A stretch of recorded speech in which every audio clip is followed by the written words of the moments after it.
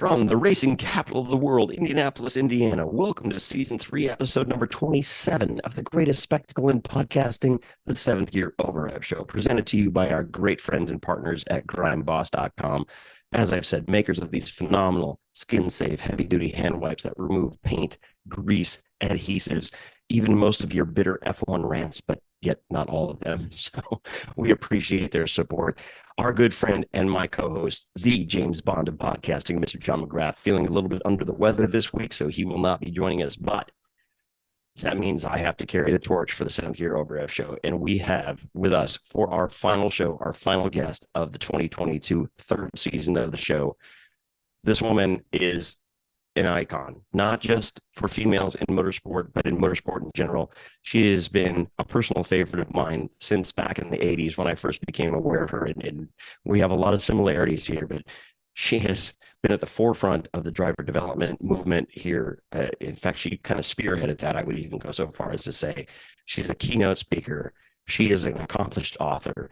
She is part of the FIA Commission on Women in Motorsport. I mean, the accolades could be a show of their own. She's also the co-founder of Women in Motorsport North America, along with IndyCar team owner Beth Peretta. And let's talk about her racing career for a moment here. She has set closed course speed records at places like Talladega in stock cars. She's got a handful of wins in the IMSA GT category, driving those iconic Shure and Secret sponsored cars, the Ford Probe in the GTP series. She's damn near done it all. And by the way, let's just talk about her IndyCar career.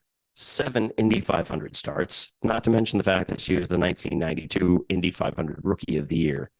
Again, I could go on and on about this woman's accolades. She is probably the busiest woman in motorsport. And I've said that about a couple of my female motorsports friends, but she has been on it from the moment she stepped on the gas pedal back in the 70s in that Ford Pinto, all the way to now when she's only racing vintage races here and there and being able to get behind the wheel when she can, let alone getting her tires rebalanced when she hits the curb there in Phoenix because she's trying to take a late apex. But it is my great pleasure and honor to welcome the woman, a new friend of the show, the one and only Miss Lyn St James. Lyn, welcome to Seventh Gear Over Rev, my friend. How are you? Wow, Kevin, I'm great. I'm great. Thank you. Thank you very much. I love just the title of your podcast. I mean, the over gear, the over rev, seventh gear is just, it's cool. I mean, I think that, I don't know where you came up with that, but that's cool. Well, I appreciate that very much. We kind of thought that, if we were going to kind of go a little out of bounds, go a little rogue, so to speak, you and I both know as a race car driver, if you're going to over rev it in seventh gear, you got to really put yourself out there to do it. So that was kind of the impetus for the name of the show. So, it's funny. I was on a plane just the other day and I watched Days of Thunder. I hadn't seen that in so long. And the whole thing about him over revving, where the guy that was playing Hyde, Harry Hyde sticks his head in, to rev it to 9,400, blew the motor, the whole thing. It's actually a better movie than I remembered the first time I saw it. It isn't as hokey as I thought I remembered, but anyway, over revving was sort of, part of that whole story. Well, it's funny, as racers, we always think any of those movies, whether it was that movie, the Sylvester Stallone movie, even Ford versus Ferrari, we always go in with a skeptical eye because we're like, okay, come on, that's not the real deal. So yeah, we always have a skepticism about us as drivers because we know, as they always say, that great phrase, it's like when the green flag drops, the bullshit stops, right?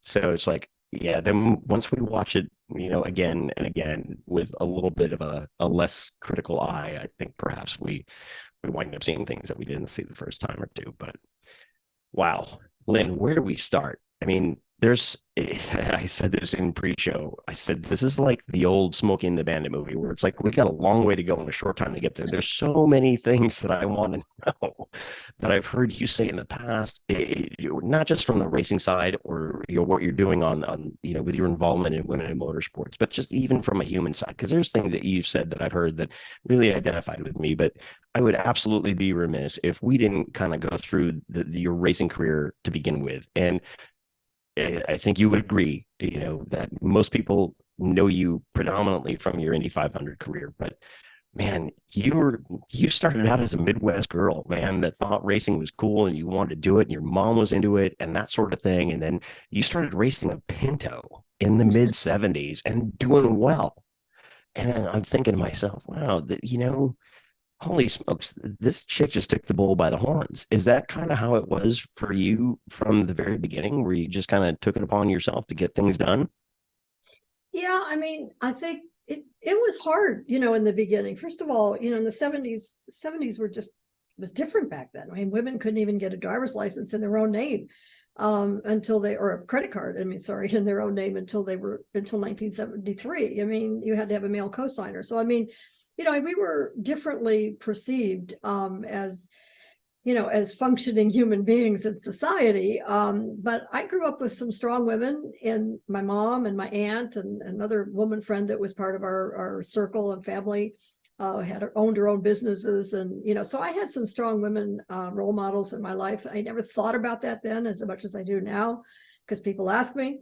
But, I just loved race cars. I loved watching racing, and that's all I thought I could do would be watching, and then I found out when I went to the 24 Hours of Daytona, that was the first time I saw road racing and endurance road racing on top of it. And to be able to go down in the pits of the paddock and see the people and the crew guys and the crew people and the drivers, famous drivers, like Pedro Rodriguez and Mario Andretti and Mark Donohue, as well as, but then I noticed these Corvettes and Porsches and Camaros that are sort of in the back, and I thought that these look like real people.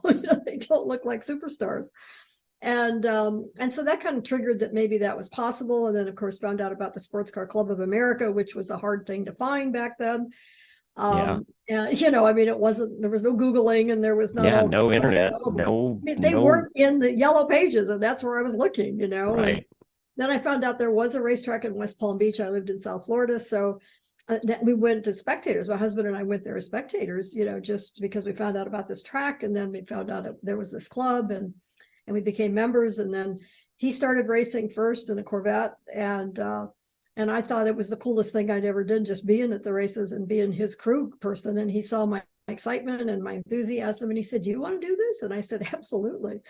And it was at the time that SCCA started showing stock, and so it was a new class, and it was where you could go out and get basically a new car out of the showroom floor, supposedly, and put a roll bar in it and a 5-point seatbelt and a 5-pound fire extinguisher. And you were not allowed to modify the car. So it was my street car and my race car. And that's how I started. And so, it's like an enabler in a sense, where because we couldn't have afforded 2 race cars, and have street cars, because we were also trying to build a business.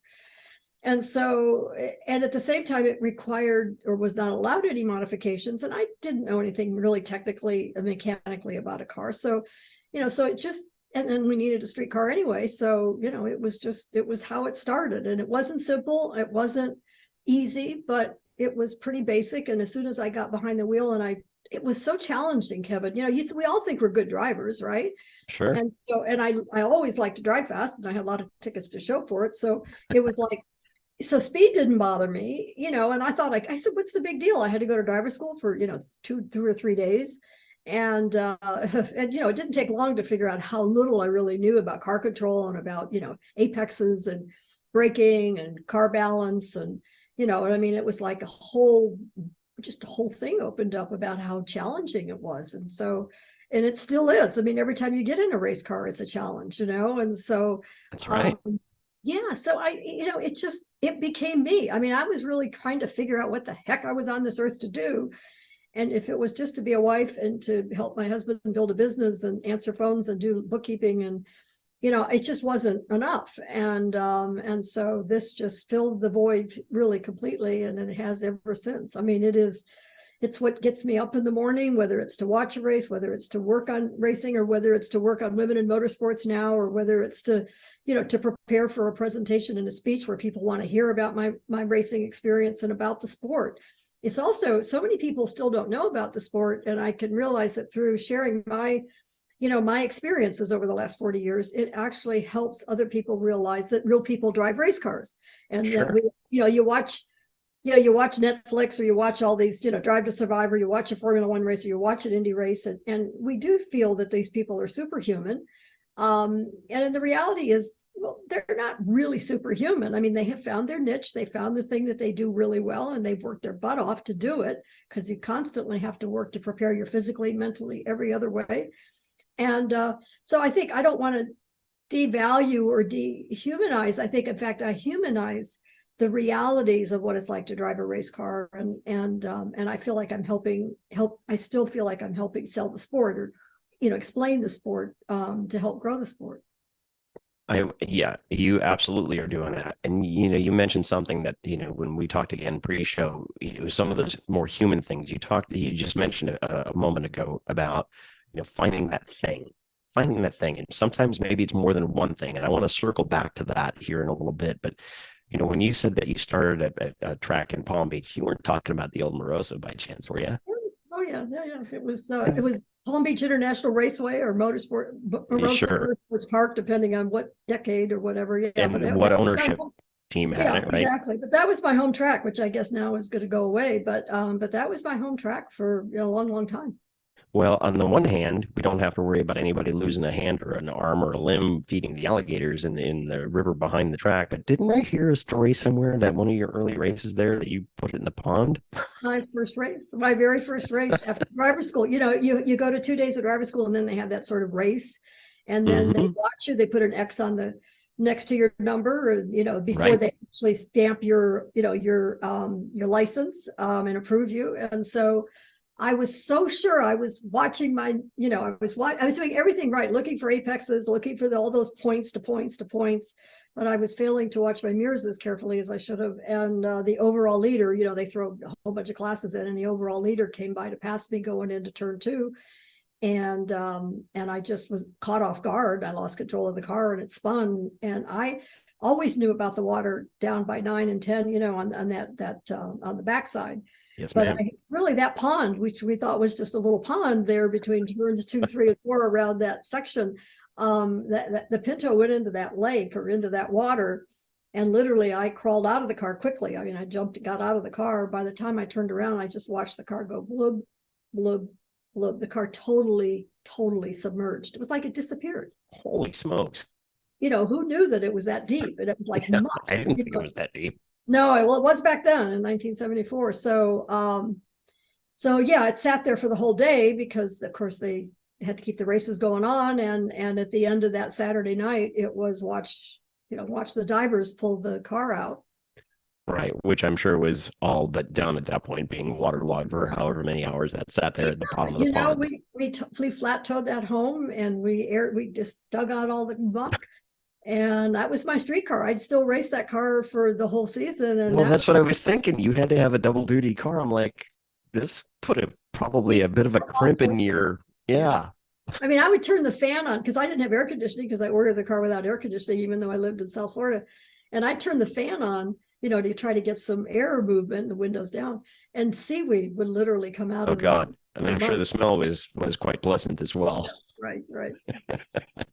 So, okay, so this was mid 70s, right? So first, right around that time. And at that point, there weren't really many notable women in motorsports, right? Certainly none that had qualified at Indy at that point, but we're kind of right up against Janet Guthrie, making that splash at Indy first in 75 when she tried, and then didn't really make it for another year or two. But at that point in your career, did you have any knowledge of what Janet was doing, and that did that have any effect on what you were planning to do?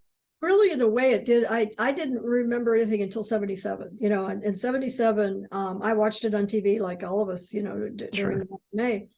And I watched it. And of course, I'd been racing now about 3 years, and I think I'd already won the Florida Regional Championship once. And I think by 77, I was already moved up to showroom stock A, and I was in a Cosworth Vega.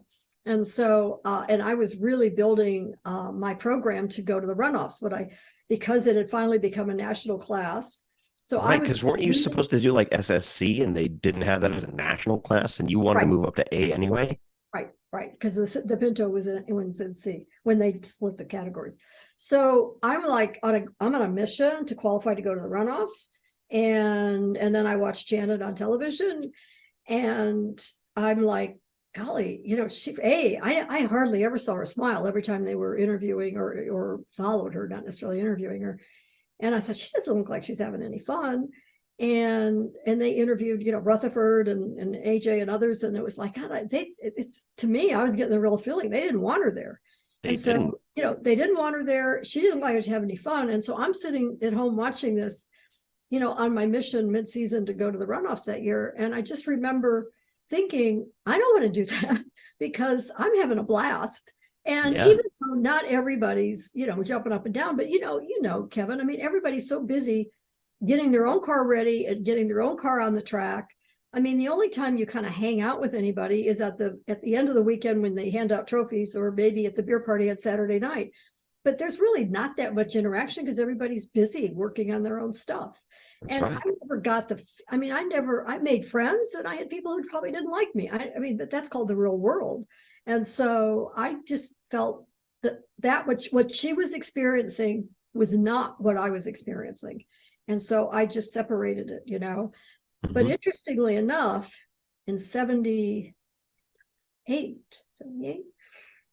or 79, I think it was 78, we were teammates at the 12 Hours of Sebring. And so there was a local Preston Hen who lived in Fort Lauderdale. He had the swap shop. Yep. Rumor Remember got that. to me that he wanted to run an all-female team at the 12 Hours of Sebring.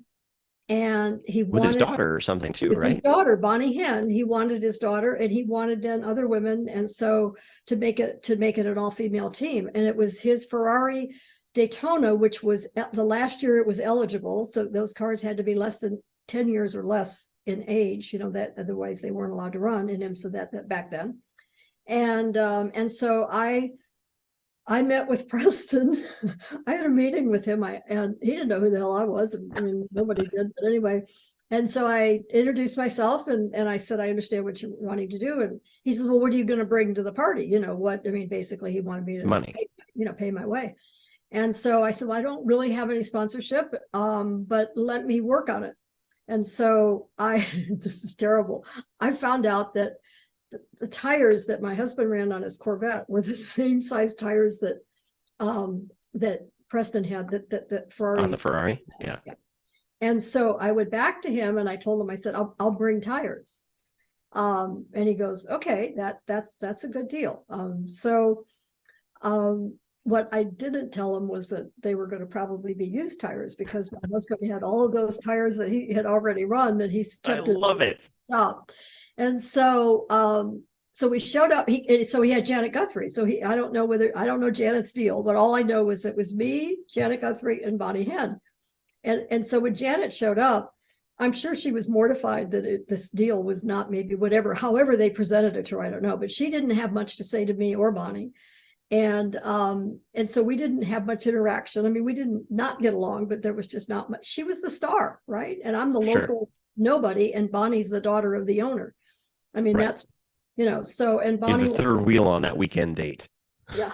And Bonnie wasn't very competitive, but at the same time, we knew that, and we knew that was just the way it was. So, but as the weekend progressed, I mean, Preston's like, so where are these tires? And so I had, we lived in Fort Lauderdale, so it wasn't that far away. So, a truckload of, not big truckload, but I mean, a bunch of used tires showed up, and, he was about ready to probably kick me off the team. And I went to Leo Mel, who I knew really well from the few years that I'd been around. And I begged, I said, Leo, please give me one set of new tires. Please, I need one set of new tires. And he did. And so I got one set of new tires that we were able to use for qualifying. And we ended up finishing the race. I ended up turning the fastest lap in the car on like the 11th hour, during the night. The car, we had some issues, and Janet had she went off crash track once, and we got it fixed. Nothing was, really bad, but it was a fabulous experience. But I'll just never forget my little scheme about how I was going to get in the car. See, I love those kind of little side stories about the, and as well as I do, like sometimes we do the shit that in You our got rational to. mind, you have to do. You got to. It's like, when I got my Indy Lights license, man, it's like I had just enough to scrape together to get the test done. But it's like I didn't have any money for insurance. So if I had balled it up, it was coming out of my pocket for probably the next 40 years. But it's Yeah. like you do it anyway because it's the opportunity. You got to take it, right? So I love that. That's a great story. So I gotta go into driver mode here because you were qualifying for the runoffs. You obviously being in South Florida at that point in time, Road Atlanta wasn't that far away, but holy shit, man. How badass was it to run Road Atlanta in the old configuration, man, when you had the dip Oh and yeah. you, holy smokes. That's what I call commitment, man. Really going Yeah, but remember, I was at Cosworth Vegas, so the speed. But I mean, I loved Atlanta was like our away home track, and so and I blew a motor during qualifying, so I didn't actually get to run the runoffs that year, the race. But it was a huge learning experience for me because you go through practice, you're there all week, you go through practice, and then qualifying, I qualified 13th before my engine went, and I had no spare engine. I had nobody to repair the engine. I had nothing. I was so ill prepared, it was ridiculous, even though I thought I was prepared. And so it gave me a chance to step back and watch all of the other cars at the runoffs, and look at Tullius with his tractor trailer and all of his crew. And, sure. Lanky was there, I mean, and they're white. I mean, it was all of a sudden, it was like I started to see reality and of what it really took to, if you were going to be successful in racing. And it was really the weekend that I mean, I literally, when they lined the cars up, I stood in the 13th spot. I just stood there as the race car driver with no car there, Yeah. they were laughing at me.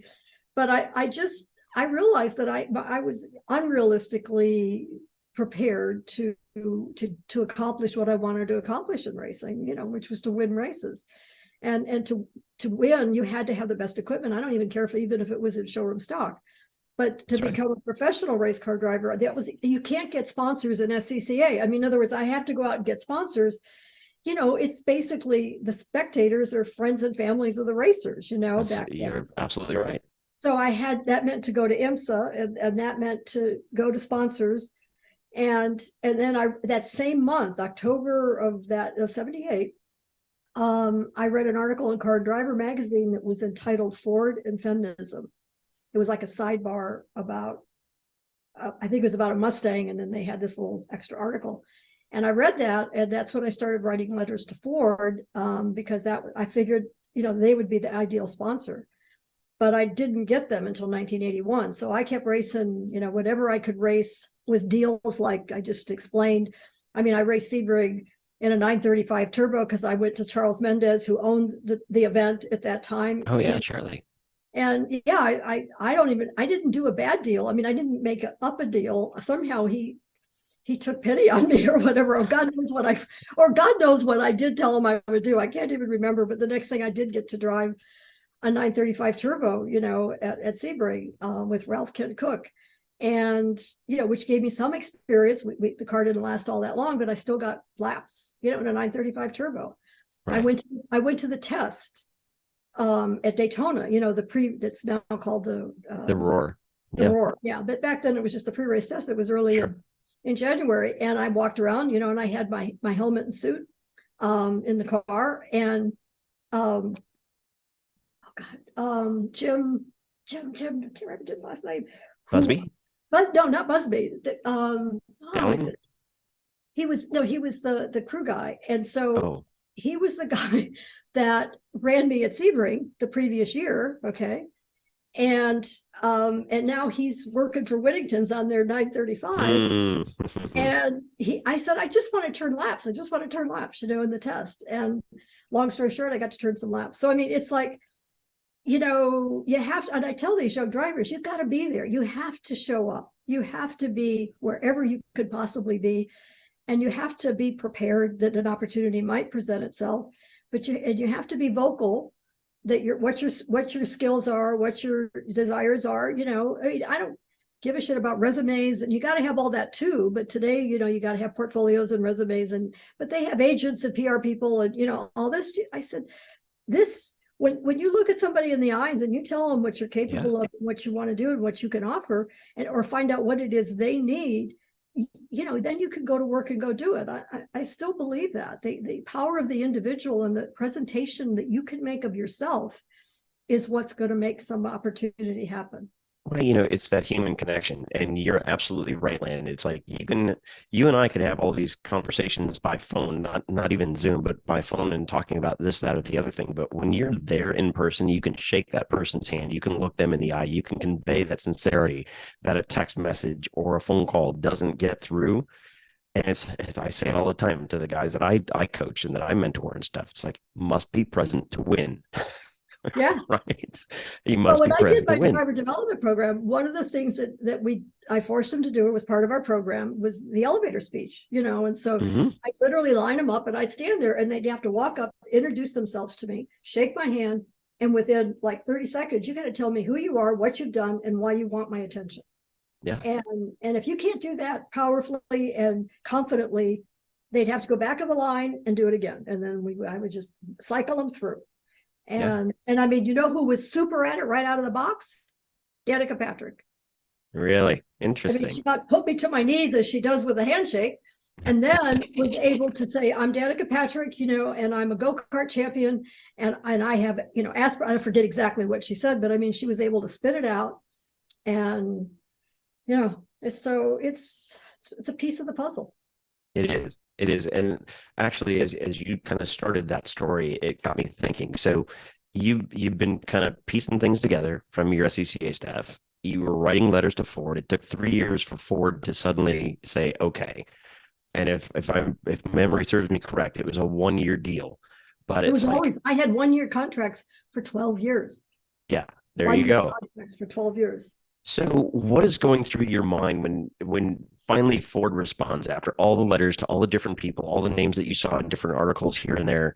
You've been kind of putting things together. Were you at any point where you're like, "Holy smokes, this relative unknown, and suddenly I've been picked up by Ford"? Was there this like holy shit kind of moment for you, or Oh was yeah, it like yeah. Oh yeah. No, it was scary. I mean, it was great, but it's like now the work really begins. So that's right what now always now the expectations have once been you get a raised? deal, then you think, oh, I got this deal, I got this ride, I got this sponsor. Believe me, that you think you had to work to get there, the work Yeah, now really begins. But yeah, I definitely had a lot of pressure, particularly because the season wasn't going very well. And because I was on 1 year contracts, so I used to show up and on my own.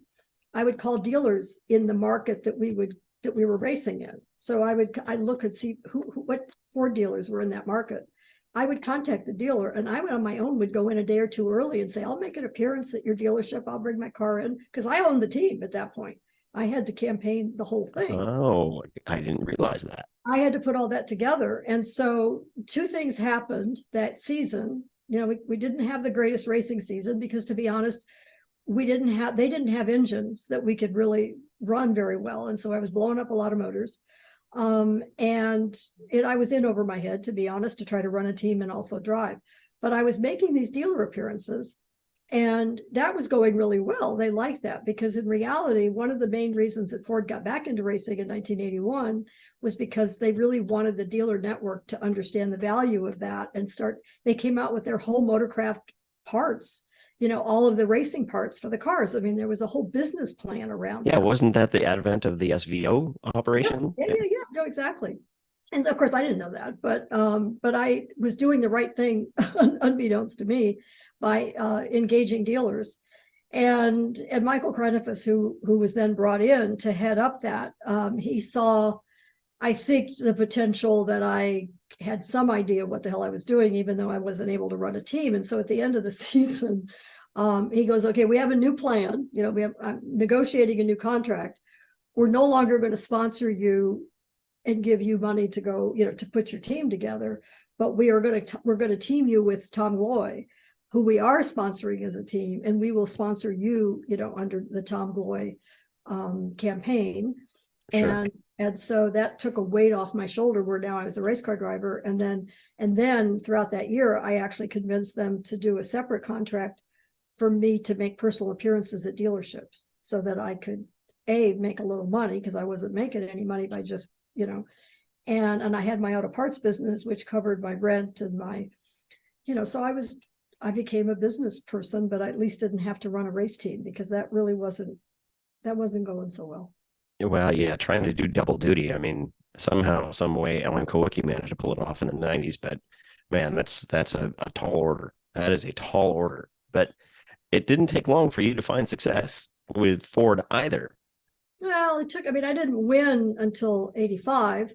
So I had them 4 years, but 85 when I had the first win at Watkins Glen, which was an interesting one because it was the one that I didn't Oh, love we're my going to talk about that.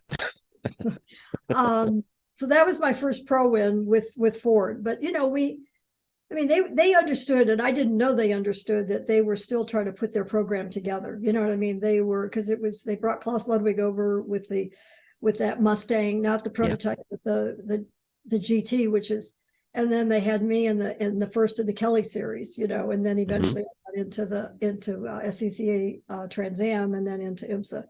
So they were still figuring out their all of their resources and the stuff they needed to win races. So nobody was winning at that point. So it wasn't just me. And so I was able to hang on. And to be honest, it was because I also learned how to network within the company, the executives, and to understand the value. I brought value, and I wanted them to be aware that I brought value. And I wasn't off the pace when it came to the racing. I mean, I wasn't on the pole, but I wasn't off the pace. It was more of a reliability issue, but so that again, going into racer mode here over those 3 seasons when you were blowing motors and they didn't have everything infrastructurally set up for things to go well.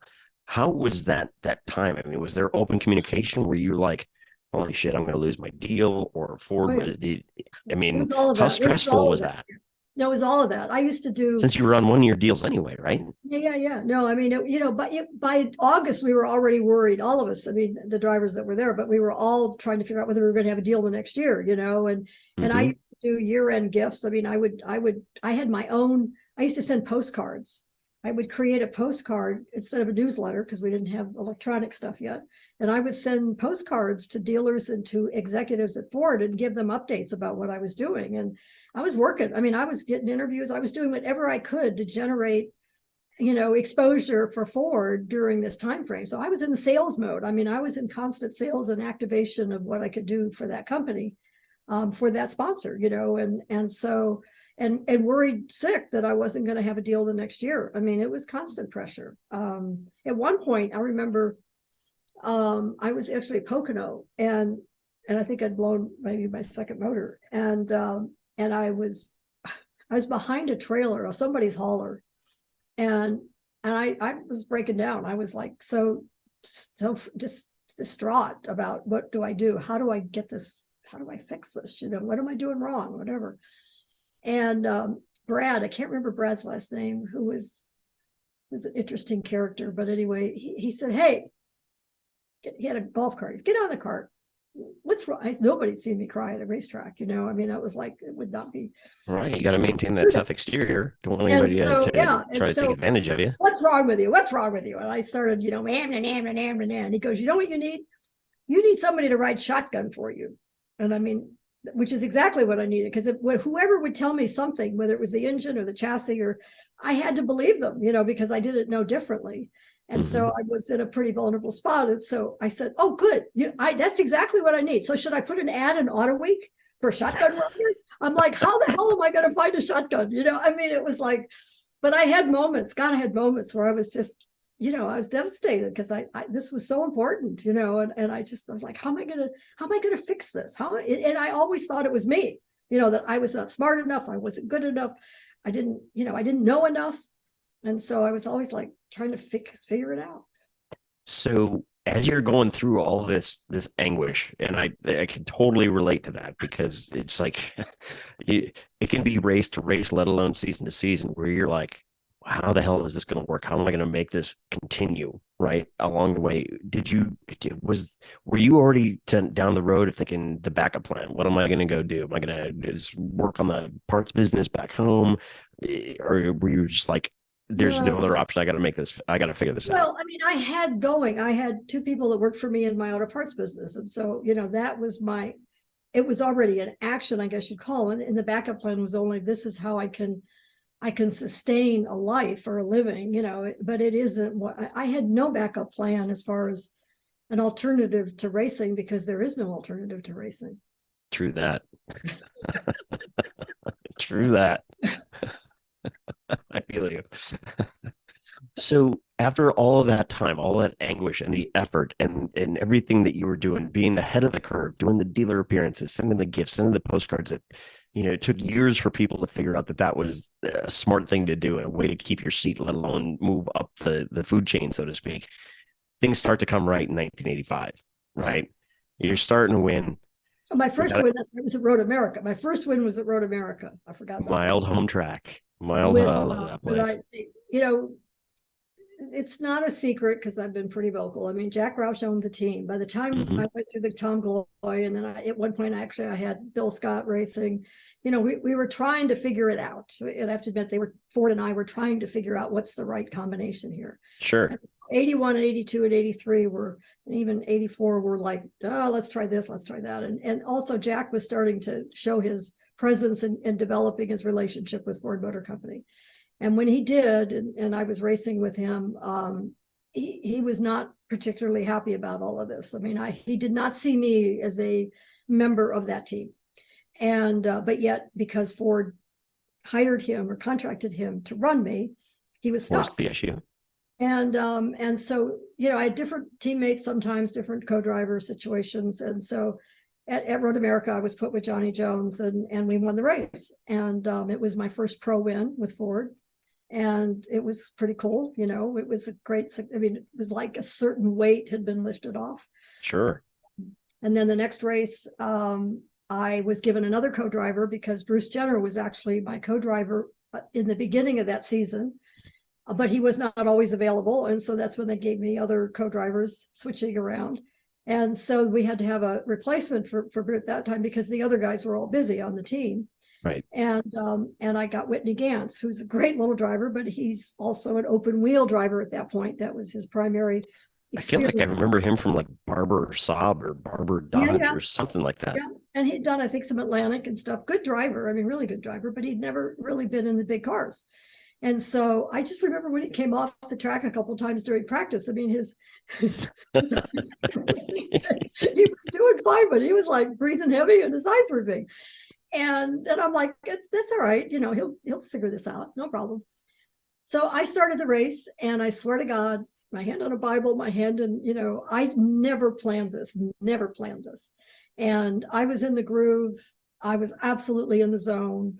I was just going lap after lap, and I was just hooked up, and it came time for the pit stop to change drivers and tires and fuel, refuel. And you're, co-driver, you're supposed to put the net down, Window net down, and yeah. loosen the belts a little bit so you could make the driver change. And I didn't do that. And I sat there while they were putting the fuel in and changing the tires. And I'm just shaking my head no. And poor Whitney's standing there trying to, because you can't really pull the net down necessarily easily from the outside. You need to from the inside. And plus it's a short pit stop, right? So I can just remember Charlie Seelix, who was the crew chief team manager, at the front of the car, foaming at the mouth. Of course.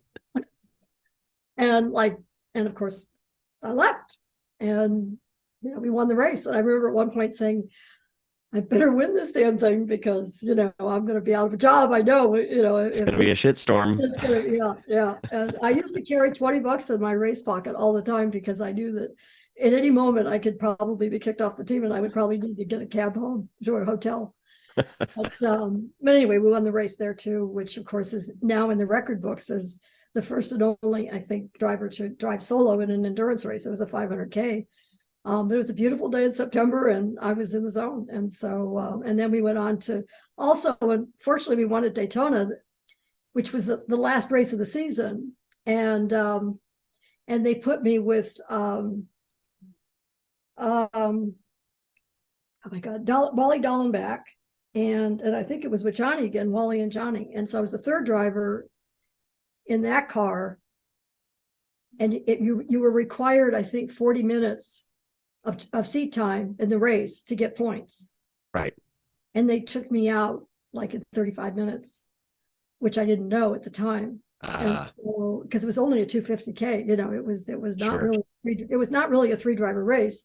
I was, I think I was fifth in points going for the season going into the race. And had I got those points, I would have finished third in the championship. But because I didn't even know until victory dinner that night that I didn't get points for that. And Because so you didn't meet the minimum drive requirement. I didn't meet the minute driver requirement, which was by design. And that was the crew's way of getting back for what I did at Watkins Glen. Oh man, there are repercussions, aren't there? Yep. Holy smokes. Wow. All right. Lynn, if you can bear with me here for just a moment, give me just about 30 seconds. I'll be right back. Okay.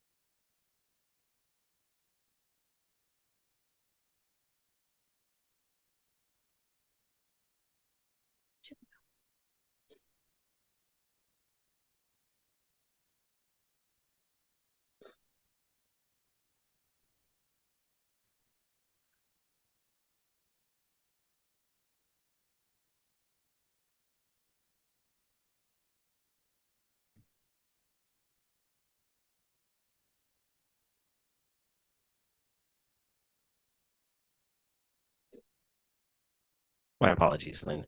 That's all right. So Jim Bell. Jim Bell was the crew guy. Ah, Jim Bell, yes. So So, did you? I mean, because I feel like I've heard this story when the whole Watkins Glen thing came down. Of course, you made a decision in the moment because you were in the zone, man. You were killing it, and then you get to the rostrum to celebrate the victory, and nobody's there. Everybody's gone. They've loaded the car. yeah, Everybody's that was the everybody's other. basically pissed off. Yeah. At No, the that was the other thing. Yeah, when I got to the podium and they do all the hat, the da da da, and everything, so I'm like, I've watched a lot of podiums, but that was the first time I've been on the podium.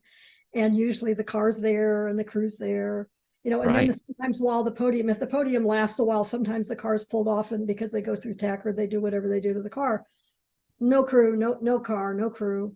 And a lot of celebration stuff. And so I think, well, they're probably taking the car back to the garage, and so I go to our garage there at the Glen. Cars there's not one tool, there's nothing, there's no representation that car was ever in that garage. And they'd already put it in the hauler, already had everything else in the hauler and gone. And John Gorsline and Brian Redmond were there with waiting for me at the garage with a bottle of champagne. It was pretty so interesting. was there ever any conversation with any of the crew guys, like in the immediate aftermath of that race, They where were they were gone. They were gone. I like, never saw them. like, Lynn, you fucked up. This was a bunch of crap. None of that. They just totally cold shouldered you, huh? Yeah. No, I never saw them after that because they had already left and everybody'd left. And I mean, that was the culture, and this is another thing when I'm advising drivers, I said, whenever you're talking to a team that you're being interviewed to be considered to drive a race car for that team, right? You're on the edge because you're being interviewed. I said, just remember you're interviewing them as well. That's right. Because if that team culture does not meet your function and way of doing things, you will probably not be successful because you're not in a culture that is going to enable you to succeed. And it became very apparent to me that I struggled with that the entire decade, really, the whole time I was running with Roush, and I didn't even understand it completely until I tested the IndyCar for the first time. I got to drive an IndyCar for the first time for Dick Simon. And this was in 1988. So I was still racing for Roush in the GT stuff. And I got to test that IndyCar. And at the end of the day, it was at Memphis. And at the end of the day, which it went really well. But then Dick says, "Hey, why don't you join us for dinner? The whole team, we're all going to whatever the hell, cafeteria or some restaurant. They were all Sure, going some to." little hole in the wall, probably in the Memphis area. Yeah. So the whole crew, because they were testing another driver. So, I mean, they had the whole team. There were probably 15, 20 of us that all sat around. In all the years that I drove for Roush, we never, ever had a team dinner. I'd take my two guys and we'd go to dinner sometimes, but we never had a crew team dinner. The culture Wow. was not there. There was not that. I mean, with Dick, you were part of the family if you raced for him. If you were a crew. I mean, it was such an unbelievable breath of fresh air. And that's when I realized this different culture. I mean, every race team is an entrepreneurial business. Yeah. And every race team is functioning and structured on the way that owner decides to run the team. And then they hire a team manager that fits that same culture. You know what I mean? If you look at Chip Ganassi and Mike Hull, they're lockstep. The way they do things, it gels. Sure. And that's part of the dynamics of what makes a team work. And so, and that should just trickle down to everybody on the team. And, it's a culture. And if that culture doesn't fit, it usually, whether you're a crew person, a driver, it doesn't matter. You're very likely not going to be able to be at your best and be as successful as you're capable of being. Well, I mean, I experienced that myself in my last years of running a Pirelli World Challenge. It's like, we had a good car, we had talent, but, the culture wasn't there. There was division between the team owner and the team manager. And it's like, I'm sure you've experienced in your career, whether it was the Roush deal or whatever, but I didn't know until the end of that season that the team was actually kind of, for lack of a better term, sabotaging me and putting all the effort into the second car that I regularly beat throughout the season. So yeah, I can appreciate that. Now, you alluded to the time with Dick Simon, and I love Dick. I remember, when I was younger growing up, Dick was notorious for always having the first cars out for the first practice of the month of May every year. His cars were the first three out, no matter what. He would have them lined up. He was like the Larry Biscaglia of qualifying and practice for the 500. He was always the first one out the door. But before we get to that, this is where my recollection kind of has some misses in it. So it's like I knew about the GT, I knew about the GTP stuff with the Ford Pro, but how did you go from the GTs to the GTP cars? Well,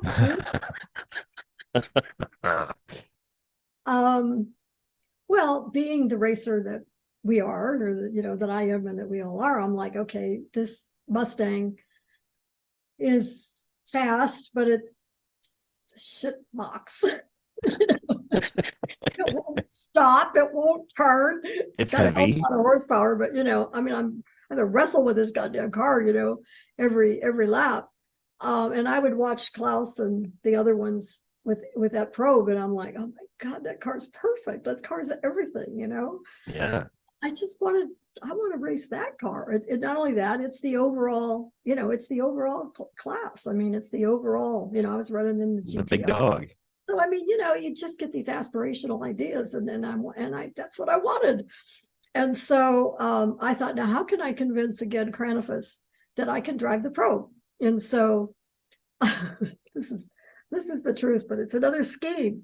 So, love it. Yes. So I'm at Talladega running. I think I'm running at Talladega in the IMSA RS, the RS series or something. I'm in an endurance race at Talladega, and they have these brochures and stuff around. And I pick up this brochure, and it has this stuff in the back about the speed records, and it shows, I think it was either AJ's or Mark Donohue's record, closed course speed record of 200 some miles an hour, right? Yeah. And then it had this women's closed course record of like 170 or 180, I don't know, something, but it was like this huge. Yeah, it was like, because it was Janet Guthrie's qualifying, I think, at Talladega. Oh, in the Kelly car back then. No, probably. She actually ran, I didn't realize she ran as much NASCAR as she did. So she. Oh, I was thinking she had Kelly sponsorship in part of her. She had Kelly sponsorship, yeah. She did. Yeah. So, and I'm like, God, I wish it almost wasn't there. It makes us look like the women can only go 180 something and the guys are going to. Exactly. People don't understand, the difference. Right. So that really was a bug up my crawl for the longest time. I mean, this was a couple of years prior to. So I came up with the idea that Probe could definitely probably even come close to, let's say, Donahue's record, you know, I mean, and I thought that if I could convince Ford, and in this case, Michael, to take the probe before Daytona and take it to before the finale at Daytona and take it to Talladega and let me drive it, that this would be a great way for me to show them that I can handle that car. And I was really working hard on my training because I knew that I could tell, because I'd listened to the shifts and I knew that it was a much harder car to drive physically, and I would have been working really hard on all of that. And I convinced Leo Milligan if he would provide the tires, and not used ones this time. no, not used ones. No, he Or I take that back. He had the new ones. You had the no, he gave me the new ones, right? So anyway, and then Ford ended up deciding this was a great idea, and they hired a film crew to do a whole sort of movie around it, documentary kind of a thing. Perfect. So that's how I got to drive the car at Talladega. And then I got the next year, I got the ride to race the car that next season in '86. Man, that was a beautiful car, but holy shit, all I can think about with that probe, other than how beautiful it was that massive wreck you had at Riverside. Right. You effectively walked away from. I mean, what's your recollection of that? I mean, did you get your bell rung? Do you remember much of it in the aftermath? Oh, I actually remember, and of course I get to see it a lot because it's in all the. I'm sure it's all the highlight reels, right? Other than your qualifying in '92. Yeah, and it's also actually in my introduction, and so I get to see it every time I speak, because it's spectacular, and so it really shows a vividly demonstration of the safety, and and I was fortunate to walk away. So yeah, no, I remember quite a bit about it. It was, and I mean, I was fortunate that I did walk away. I had a herniated disc, and I think that was from when I released my seatbelt. I still had my seatbelt on, but when I released it, I think my head, hit I didn't know I was upside down. Yeah, right. You're totally disoriented. And of course it was on fire. And so I knew I had to get out of there. But I do remember from having minor fires before that the worst damage sometimes you incur is because when you're panicked like that, you start to you take these breaths. And if sure. I had hit the fire extinguisher, I'd hit the button, to release fire extinguisher stuff. And so whether it was from that or just from the smoke and the flames. So I just remember saying the whole time I was upside down, don't breathe, don't breathe, don't breathe, don't breathe, which is to me a huge learning lesson of how we are human computers. If you retain this stuff, it saved me. And it would also save me, if you watch it in slow motion, is that the car rotated about 45 degrees at the very end, and it got me out of the fire. I had to crawl through the fire, but at least I wasn't engulfed in it while I was trying to get out of the car. And then the other is that even though it's it's like the, what do you call the Mercedes with the gull wing kind of. Oh yeah. Yeah, that was the way the SL. Because of and I saw it recently, it was being sold out at Pebble.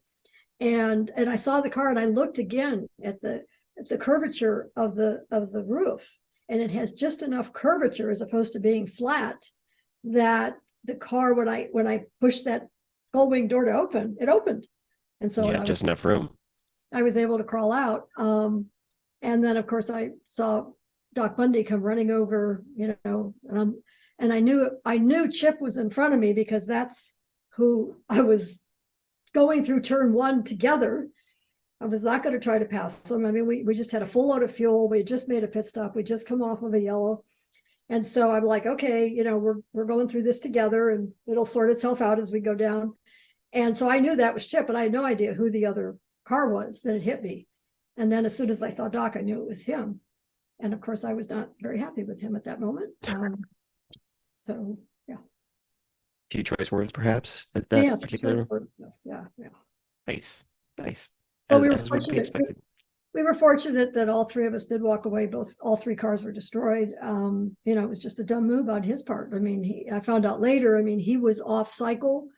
They were already way behind. And so he didn't make a pit stop during that yellow that had happened before that. And so he was light on fuel, and trying to make up laps, and did a bonsai move to try to pass me in one, and there wasn't enough room, and it hit me, not being so taking big risks. Classic stupid mistake, Sure. Sure. And not often that a guy like Jim Busby makes, but given the context. No, it was Doc Bundy. Oh, I'm sorry, Doc. I mean, yeah.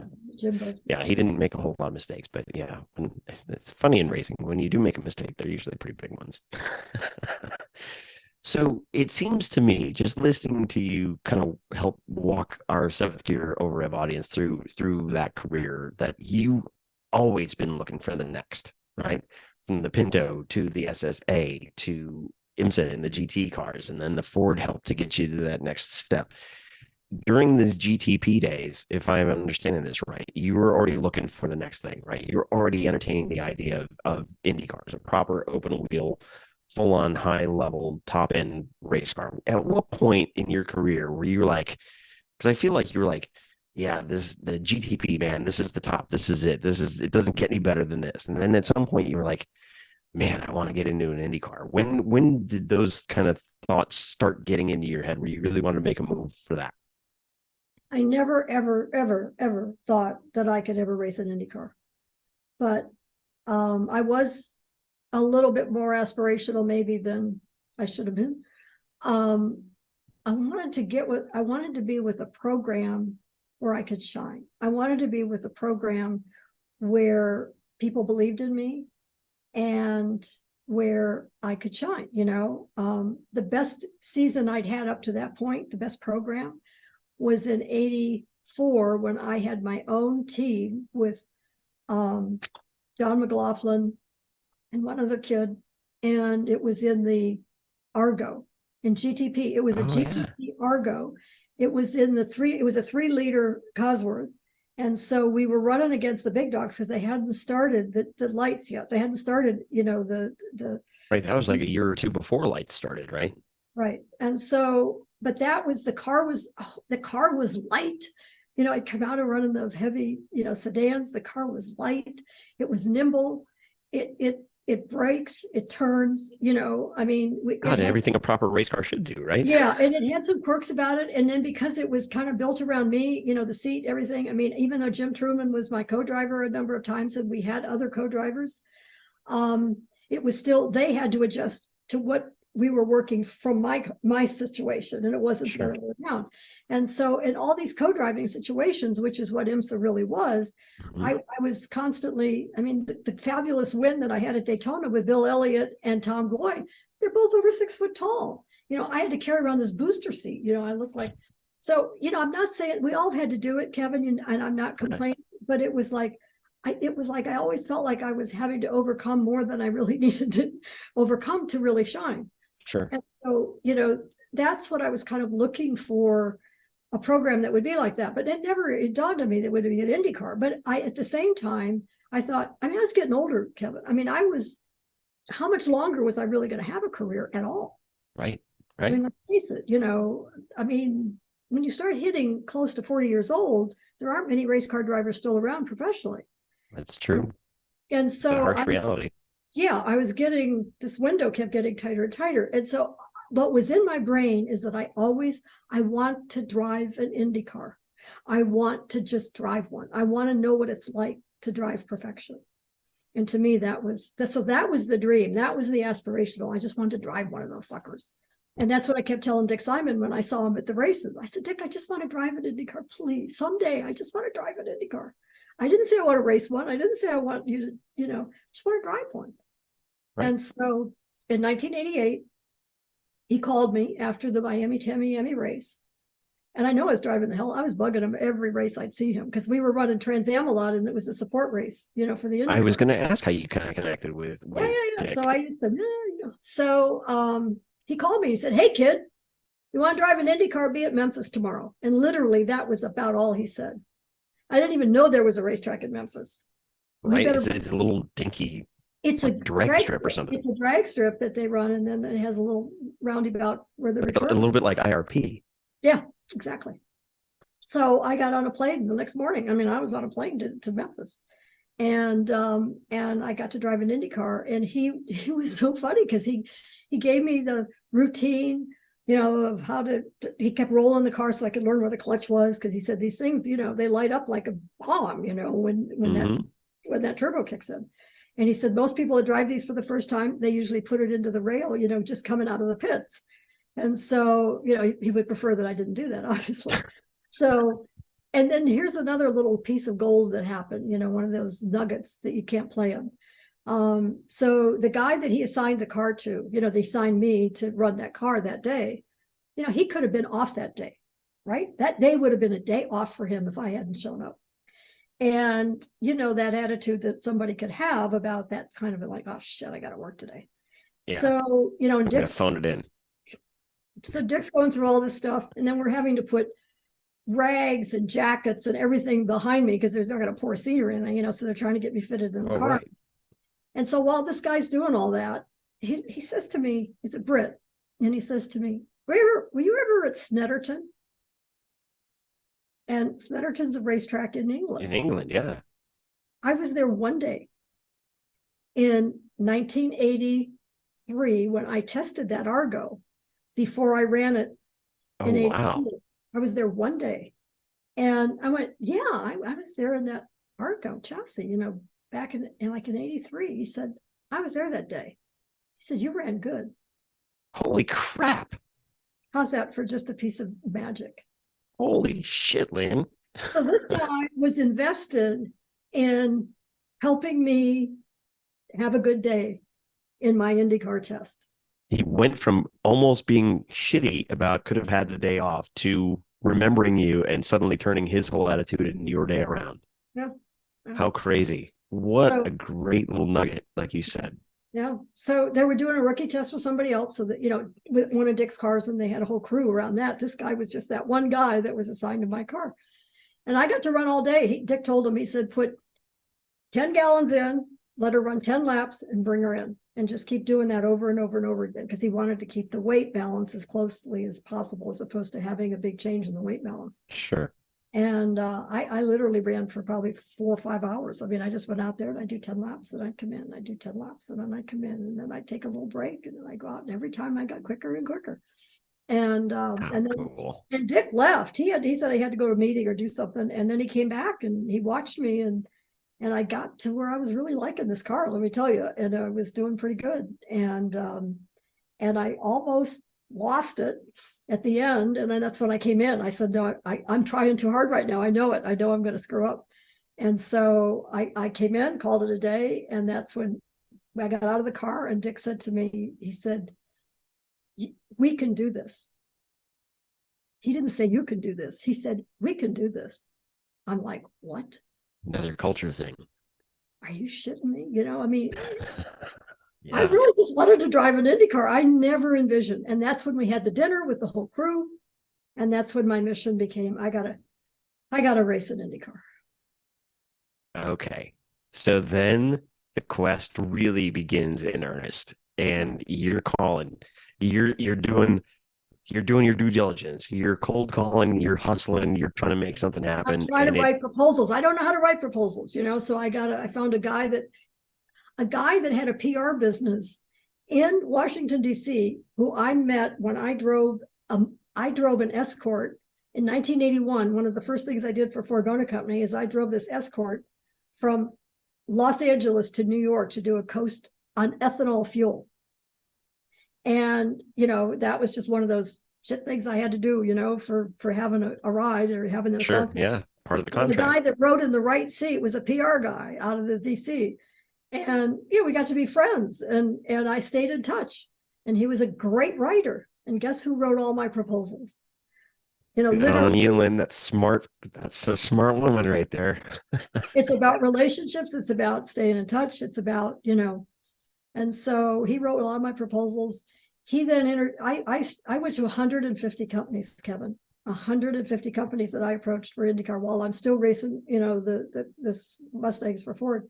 Yeah. And then I was so frustrated because I was running out of time. I mean, now it's 1991, so it's 3 years after I'd driven the IndyCar. Mm-hmm. My contract with Ford is up. I mean, I just don't know how many more years I'm going to be able to, get that deal from them. Right. And like you said, your window is closing because you're getting older. I'm 40, exactly. I'm 44 years old. See, I was tactful enough to not even say that out loud. I just said No, you're no, I getting mean, old. this is called reality. And so this guy says to me, there's somebody I want you to meet. And he introduces me to this woman that he used to date, believe it or not, who worked for a United Way and who was friends with Carrie Roselle, Pete Roselle's wife, Pete Roselle from the NFL. NFL, yeah. So she was on the board of United Way, and this gal used to work for United Way. So she introduces me to Carrie Roselle. I fly to California and I have lunch with Carrie Roselle. I tell her my little tale of woe here about Your elevator pitch over lunch, right? she goes, I can't believe you're having a hard time. I'm going to help you. I'm going to go to work and help you. She writes a letter, a personal letter to W.R. Howell, the chairman of J.C. Penney, who was also on the board of United Way, and introduces this whole idea. He then says, have her call so-and-so. I end up calling, an executive at J.C. Penney, and that's my door in. I still had to sell it. It wasn't like, here's the deal, you got it. Right. I had to go in and have meetings and walk them through all of this. Right. That's how the door opened, and I got J.C. Penney as a sponsor. And so now, because what most people don't know, the Indy 500 in 1992 was my first oval track race and only my second open wheel race. See, and actually I did know that. And here's, because this is another one of those like driver to driver kind of questions that I have for you, because you basically you've driven, all day long at Memphis 3 years before, right? If I remember right, the J.C. Penney deal didn't come together until just a couple of months before that year's Indy 500. March of 92, 2 months before the race. Right. So, and I heard the story that you had gone to test, like actually in earnest, test that car at Texas World Speedway. Dick took me to Texas. Dick took me to Texas in April before rookie orientation. So, and took me there. He taught to teach me how to be on a banked oval and flat, to be able to go flat through a corner, in this case, a banked oval corner. okay, so this is the question, one of the burning questions in my head that I've had for you, because I know when I did my Indy Lights test, because I did it at Chicagoland Speedway, and being a road racer like you, coming out of that into Indy cars, how hard of a time did you have to tell your brain, to tell your right foot to stay flat on the floor through the corners? Because for me, that was not a comfortable feeling the first few times I did it. It was like I had to literally put my left foot on top of my right foot to hold it down, because my brain was like, this is not cool. No, absolutely. No, I mean, I had a lot of time. Dick says, don't worry about it. There's nobody there. There was no media there. There was no other car there. There was nothing there. Actually, I invited somebody to come to watch and to join, and it was Carol Mann, who was a former Hall of Famer in the LPGA, but one of my great friend athletes.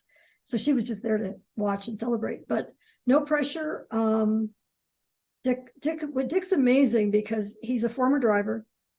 He is a teacher. Dick has taught skiing. He's taught so many. Not everybody can teach. I mean, you are now coaching and teaching, and you have for a long time. Not everybody that's good at what they do can teach.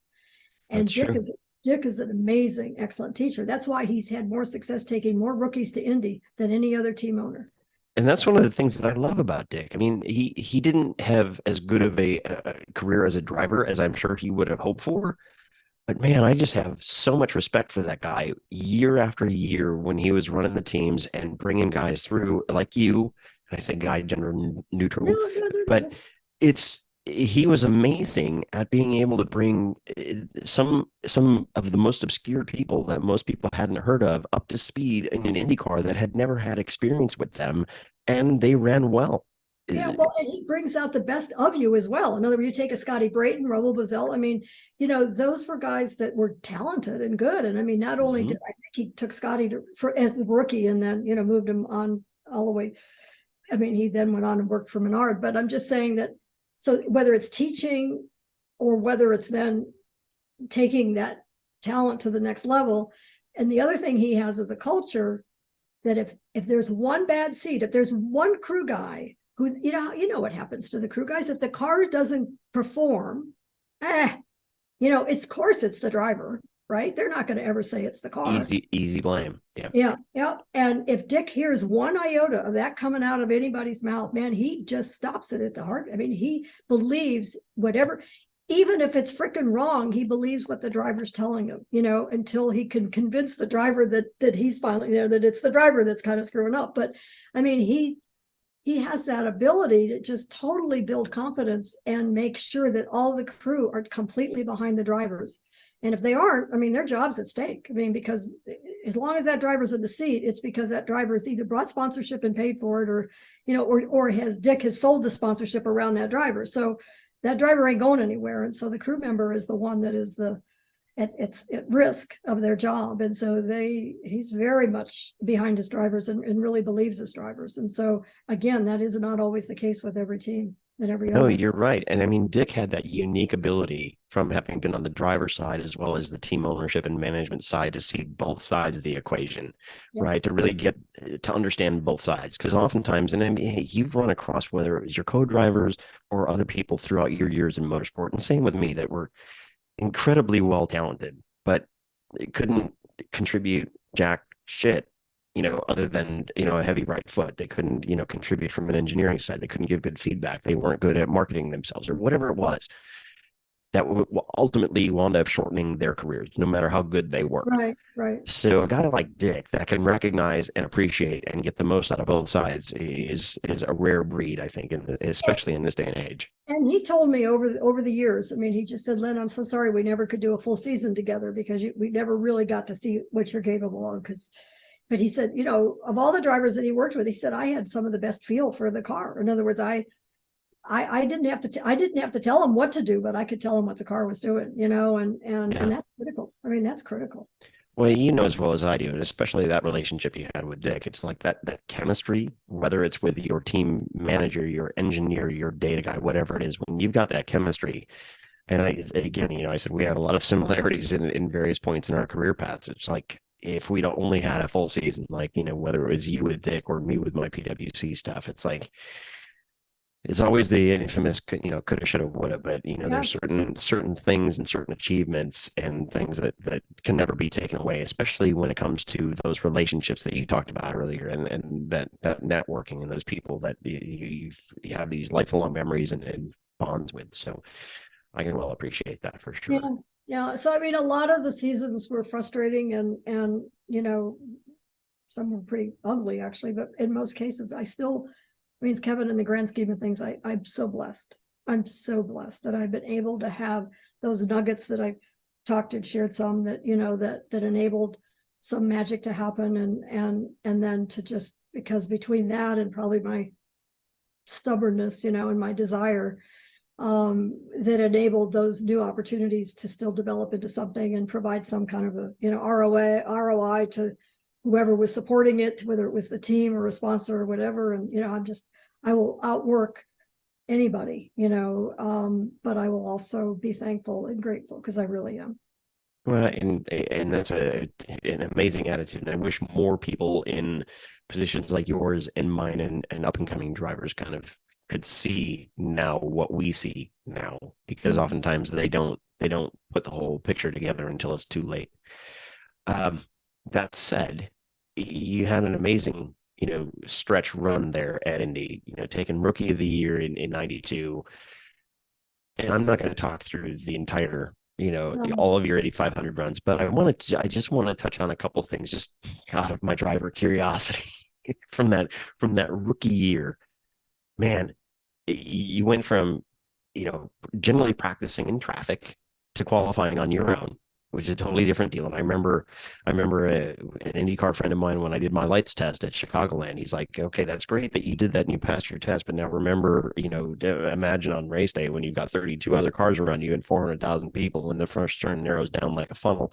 And I'm like, well, great. Thanks for raining on my parade here. But that year was super cold. And I remember Roberto spinning and crashing, from pole on the pace lap. In fact, we had Roberto on a few months back and we kind of talked about that. But as a rookie that year, when you're really experiencing 11 rows of three for the first time, and you were back in the near the back of the field, right? Because there was a question whether or not that time was going to stand. But what was going through your mind as you're getting through the start and seeing the crash and the cold temperatures and not getting the tires to grip up straight away? And I mean, did you not?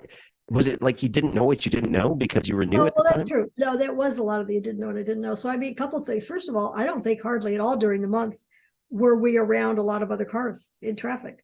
I mean, it was very rare. And so the first day of traffic was carb day. I mean, carb day, I was like, holy shit, there was like a whole new, Yeah, I mean, but there were cars everywhere, and there was so much air turbulence because that was the other thing. It wasn't just the traffic, it was the turbulence. And so the car was like all over the place, so I was like, whew. Race day, I just remember the drivers meeting. We had a rookie drivers meeting, and I remember Rutherford and a couple of the other guys that were the veterans telling us, okay, you've got here, but there's a couple of things you're going to experience that you've never experienced. And that is, there's a lot of pace laps. And you're not going to be able to see because of all that methanol fumes. And the cars are running so close together now that you've got this blanket of fumes. So you're not going to be able to see, and you're not going to be able to breathe. fantastic. Sign me up. And it's exactly true. I'm telling you, so it was like, thank God they prepped us for that. Talk about the don't breathe thing, because you don't want to try to take in breaths and all that. The other little piece of gem that happened, I was doing a radio interview, I think, with Bobby Unser on Friday. So carb day was on Thursday then, and this was on Friday. And I remember the interviewer saying to me, so Lyn, what's your race strategy? And I was like, I haven't gotten to that point yet. and I'm like, I don't have one because I've never done a 3x3 start. I've Right. always 2x2. And Bobby Unser looks at me and says, Lyn St James, you're a race car driver. It's just like any other start. If there's a hole, you take it. And if there isn't one, you don't try to make one. Wow. Spoken like Bobby Unser. But that was perfect. I mean, Yeah. it gave me a strategy, where And it simplified everything because I'm sure your brain was I'm swimming looking on for things. space. I'm looking for a hole, but if there ain't one, don't try to go there, even though you want to be low or you want to be wherever you want to be. If there's no hole there, you don't go there. Yeah. Yeah. So anyway, that was another jewel. And then of course the start, couple of coldest day, pace laps. I was far enough back, but I was just coming into turn two. I mean, I was past the short chute, coming into turn two when I projected down and saw this movement, unexpected movement. Looking through the corner like we tell all of our drivers to do, right? And I mean, the start it hadn't happened yet, but You're right. but I was on the inside. I remember I was on the inside, and I looked down and I see this movement, and of course it was Roberto Guerrero spinning. I didn't know that till I kind of got down there, and I'm like, holy shit. And I remember saying to myself, Lyn, you said you had to pay attention. You've got to really pay attention, Right. Ramp it up. If that Step happened, up your game, girl. yeah, up your game, because this is bad. So anyway, then throughout the race, I wasn't hanging on like I was just hanging on, but I really was just being as smart and conservative as I possibly could be. But I was having a hard time making passes because I worked so hard to change my style from a road racer throughout the whole month of May, where you don't, you have to, if you have to go into the corner flat, you have to lift on the straightaway. I mean, you have to lift and slow down in the straightaway, so you're under power through the corner. You cannot lift in the middle of the freaking corner. That's right. That's the recipe for disaster right there. You got to set them up. But when you have all that traffic and you're trying to make a pass, it's a whole other element to figuring out when you slow down so that you're still under load through the corner. So somehow throughout the course of this, I ended up spending some time with John Paul Jr., meaning we were running together, and I watched him make passes. And I literally remember saying to myself, oh, that's how you do it. So I would follow John Paul, and then I'd see how he made the pass. And then another lap or two later, I'd make the pass on that same car, So this was like it's a terrible thing to admit to, but I was literally having a classroom of how to be how to be an oval track racer and pass during the Indy 500, because I really was learning literally as it went. So was that like in that moment at that time in 1992, was that sort of like your aha light bulb moment where it was like, oh shit, now I get it, how to race here. I did. And I started towards the latter half, I was starting to get that and making passes more comfortably or, more capably, I guess. Not comfortable, but just capable. And then the only explanation I could make, because there were all these yellows, and I'm like, what the hell's going on? And the only thing I could think of now, because there would be like yellow, and then I would be like on the back straightaway going into 3, and then you look for the lights, and the lights would go green. Sure. And then by the time I got to the start finish line, it'd be yellow again because somebody crashed. All right. So I finally, in reflection, I think this is my theory. I had come from road racing where when you have a long yellow, it takes a couple of corners before you can rely and you can lean on those tires. I mean, you just can't Especially lean on on such a cold day as it was. right. And so you got to know those tires are under you before you get it everything, give them expect everything from them. I think the majority of the veterans they weren't used to this. I mean, they were used to those tires coming in like that because that's Right. generally the way it is in open wheel. And I'm cutting through turn 3 or turn 4 with just a little throttle resistance. Do you know what I mean? Because I'm Right. not Just enough to keep some load on the car in the corner. but not asking everything from the tire because Right. that's the way I'm conditioned, the way I'm conditioned. Right. You got to make them last. Some of those guys were just on it and then spun and crashed. And so I think my inexperience or my previous experience, whatever you want to call it, actually saved my ass. Because that's why I just was able to deal with the cold better because I was only doing what I knew how to do. Well, and it's as well as I do. And I mean, from the early career when you're younger, even back to whether, despite the fact that you were older when you started, but even back in the Pinto days, it's like, the more we practice those things, and I say it to this day, it's like those things get ingrained in your brain. It's like even now, and I'm sure for you when you do the vintage races and stuff, it's like when I go out, say I'm doing hot laps or something like that, and I see another car in front of me, I can't not chase it. But I always am programmed almost like you're hardwired over time to do things a certain way, whether it's watching the tires and making sure because you got to make them last from your road race days and kind of carry it into your Indy 500 experience. Yeah, no, I mean, and one of the pre-programmers that I used to have from all of the 70s and into the 80s until I went to Trans Am was I was used to having long qualifying sessions. I mean, they were Yeah, like what, 45 minutes? Yeah, and so when you got to Trans Am, they were like 10 minutes. And so I had to really learn to not take so long to warm everything up. I had to learn to go out there and get on it. So I mean, you could retrain your habits that you have Sure. based on that. You better be aware of what you need to do. And then and that helped me tremendously when I did get to the faster, higher cars. I was able to get with the program. I mean, because that's what they want. They don't want drivers to take half the damn session just to get everything grooved. Right. Of course. They want to get up there and be on the sharp end of the stick, as soon as possible. Understood. So you had a pretty amazing run. I mean, you ran from 1992 to 2000, I think was your last race, right? Mhm. But at that point, you had already started the foundation, right, to start the driver development stuff. But you were still you were still wheeling the car pretty, hustling these things pretty fast, right? Even though I know you've said, kind of that window was getting kind of closing just because of you getting older, but you were still wheeling the cars at a high level. At what point did you kind of come to the realization it's like, okay, I'm not going to do this full time anymore? It's even though I know you still do, some vintage stuff. It's like at some point you get to that mental state where you're like, all right, I'm kind of done. At what point did that kind of happen for you where it wasn't going to happen on a full time basis anymore? I never really consciously probably said that, but I reflect on it now that, I mean, I got bumped in 98 and 99. So that was a big downer. Sure. I qualified outside second row and, 95 or 94.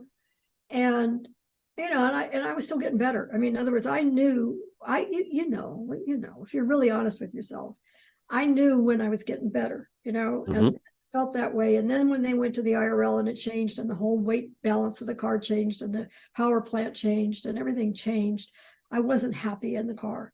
It was not I was never happy in the car. Sure. But I was hanging on because I was still determined to do better, and to have a better result and do better. And that racer resiliency wants to push through. Yeah. And so I pushed through in the IRL years in 90, and I had other things going on that really pissed me off. But anyway, 96, I think it was 97. And then 98 and 99, I had not good programs. for lots of different reasons. But I wasn't happy in the car, but I couldn't leave after all of this hard work and after all of this, quite frankly, accomplishments. I couldn't leave the sport on the end note of being bumped the last 2 times at the Indy 500. Right. I mean, You wanted to be on your terms, not on someone yeah, else's. and the taste in my mouth was just terrible, and Very bitter. Mm-hmm. so I was able to pull together that program in 2000 with Yellow Freight, and Dick Simon came back. The other part was that Dick Simon, he lost his team to Andy Evans, and Right, he and no that Scandia longer. deal. Yep, which let's not. I don't want to talk about that. And Maybe then that's another episode. yeah, and then he came back, and so the fact that I could be with Dick again, and we pulled together enough sponsorship to make it happen. The energy was there, the excitement was there, and I qualified, but the race was the race didn't go well, and I was not. I mean, in reflection now, I know I was done. I mean, I didn't want to be done, but I was done.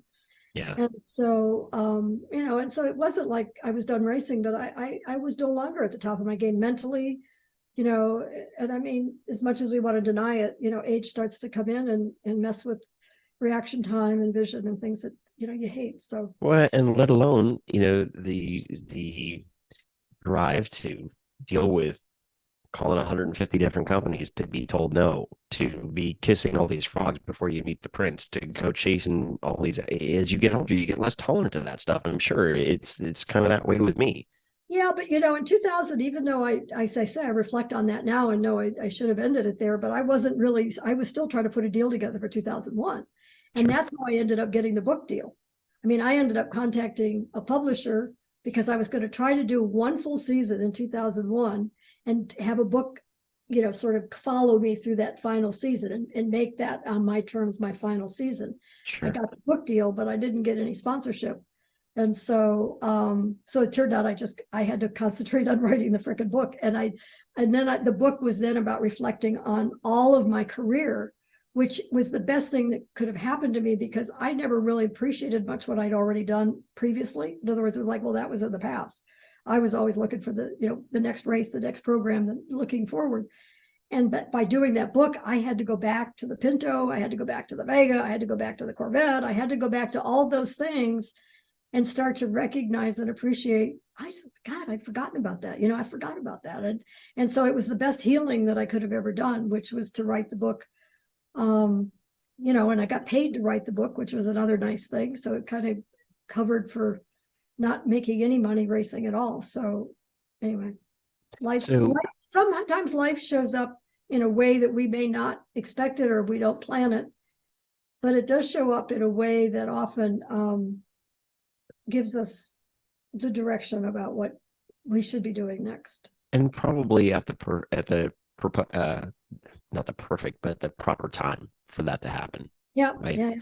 Yeah. And it's interesting that you say that because when you talked about writing the book and trying to coincide that with a full season to kind of make that the swan song, so to speak, and it's like, yeah, it didn't happen, but at the same time, we're so busy when we're trying to achieve that next rung on the ladder that we don't give ourselves the time or have the appreciation for what we've achieved, that no matter what happens moving forward, whether it's not another Indy 500, whether it's not another career, or that next thing that you and I have kind of alluded to, nobody can take away what you've done before. And those are things that sometimes you do have to get that pause, however life delivers it, to be able to look back and reflect and appreciate it on.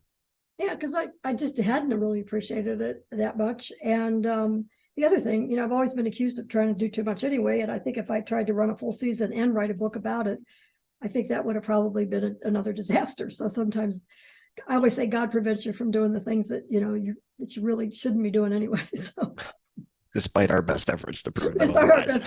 Exactly. Now, for those of you 7th Gear Over Rev fans who have not gotten Lyn's book, you can find, she's not got just one, I believe she's got 2 on her website. Lyn, you want to tell them about that? It's the same book. So the book that the publisher wrote was called The Ride of Your Life, which I wrote, and I had a collaborator that helped me because they said I could write it, but it would take too long for them to be an editor and help me make that whole thing come to fruition. But if I hired a professional writer to help me, we would get it done. So we did. And then it didn't sell all that well because they put it in the transportation department of the bookstores. Oh God. And so they wouldn't do a paperback version of it. And I didn't like the title anyway, The Ride of Your Life. So I got the rights back. And a number of years later, I republished it myself. I self-published another, reprinted the same book, and I gave it the new title, which is called An Incredible Journey. And so it's really more just about my Shocking that Lyn St James should get the rights to her own book back and republish it yeah. herself. That's brilliant. So and I didn't have to pay for it. A lot of I found out from other authors that many times for a publisher to release the rights back to the author, even if it's your story, that you usually have to pay for it, and I didn't have to pay for it. But anyway, so that book, you could just go to my website. It used to be available on Amazon, but that turned out to be just we aren't selling enough of them, and that's fine. But they're in my garage, and I don't go to Amazon. Go to Lyn's website.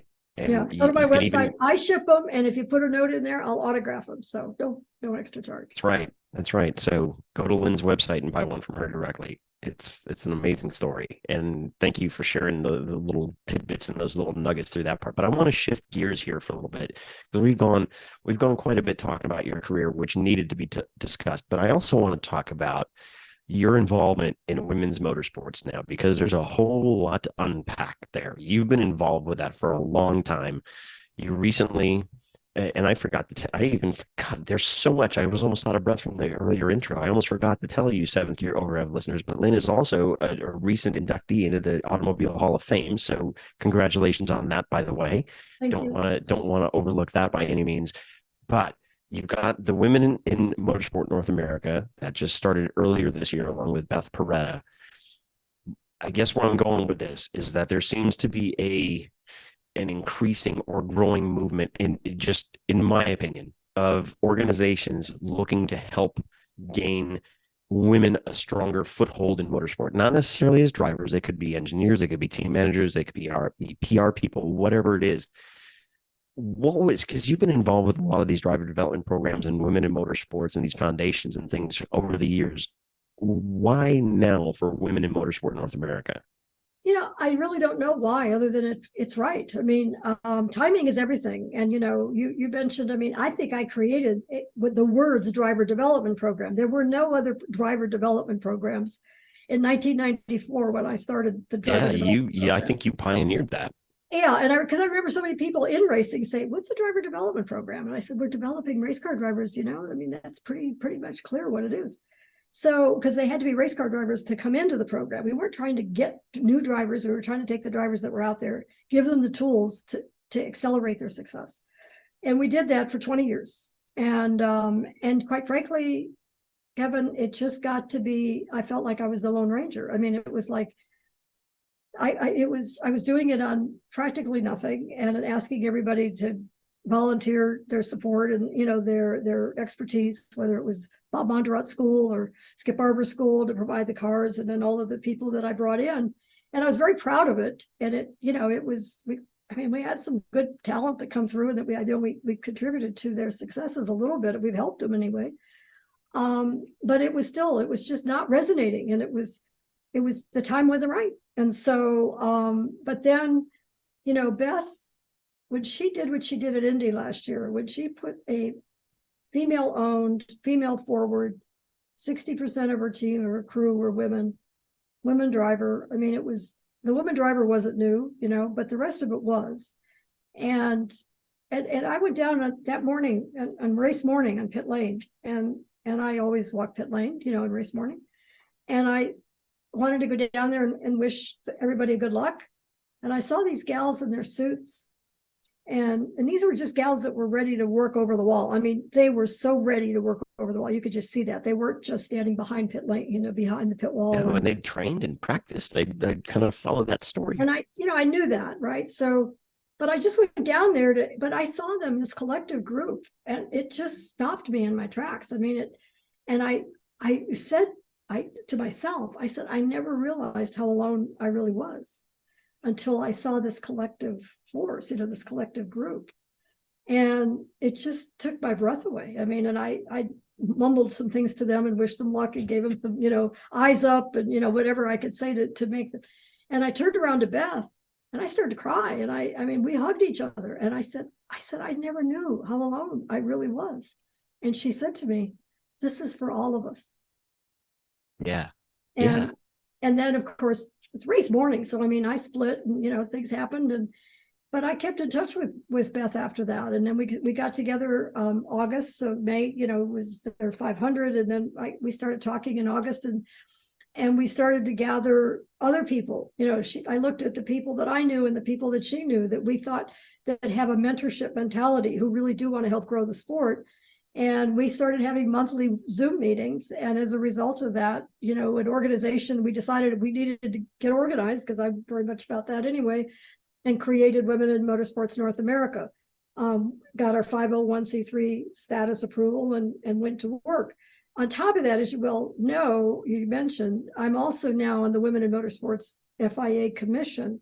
And I've been doing that for 2 years. And that's when I started to understand how organizing a group of people can actually make a difference, as opposed to a voice of one. No matter how powerful you may think, any of us might think we are, the voice of one is not, it doesn't carry very far.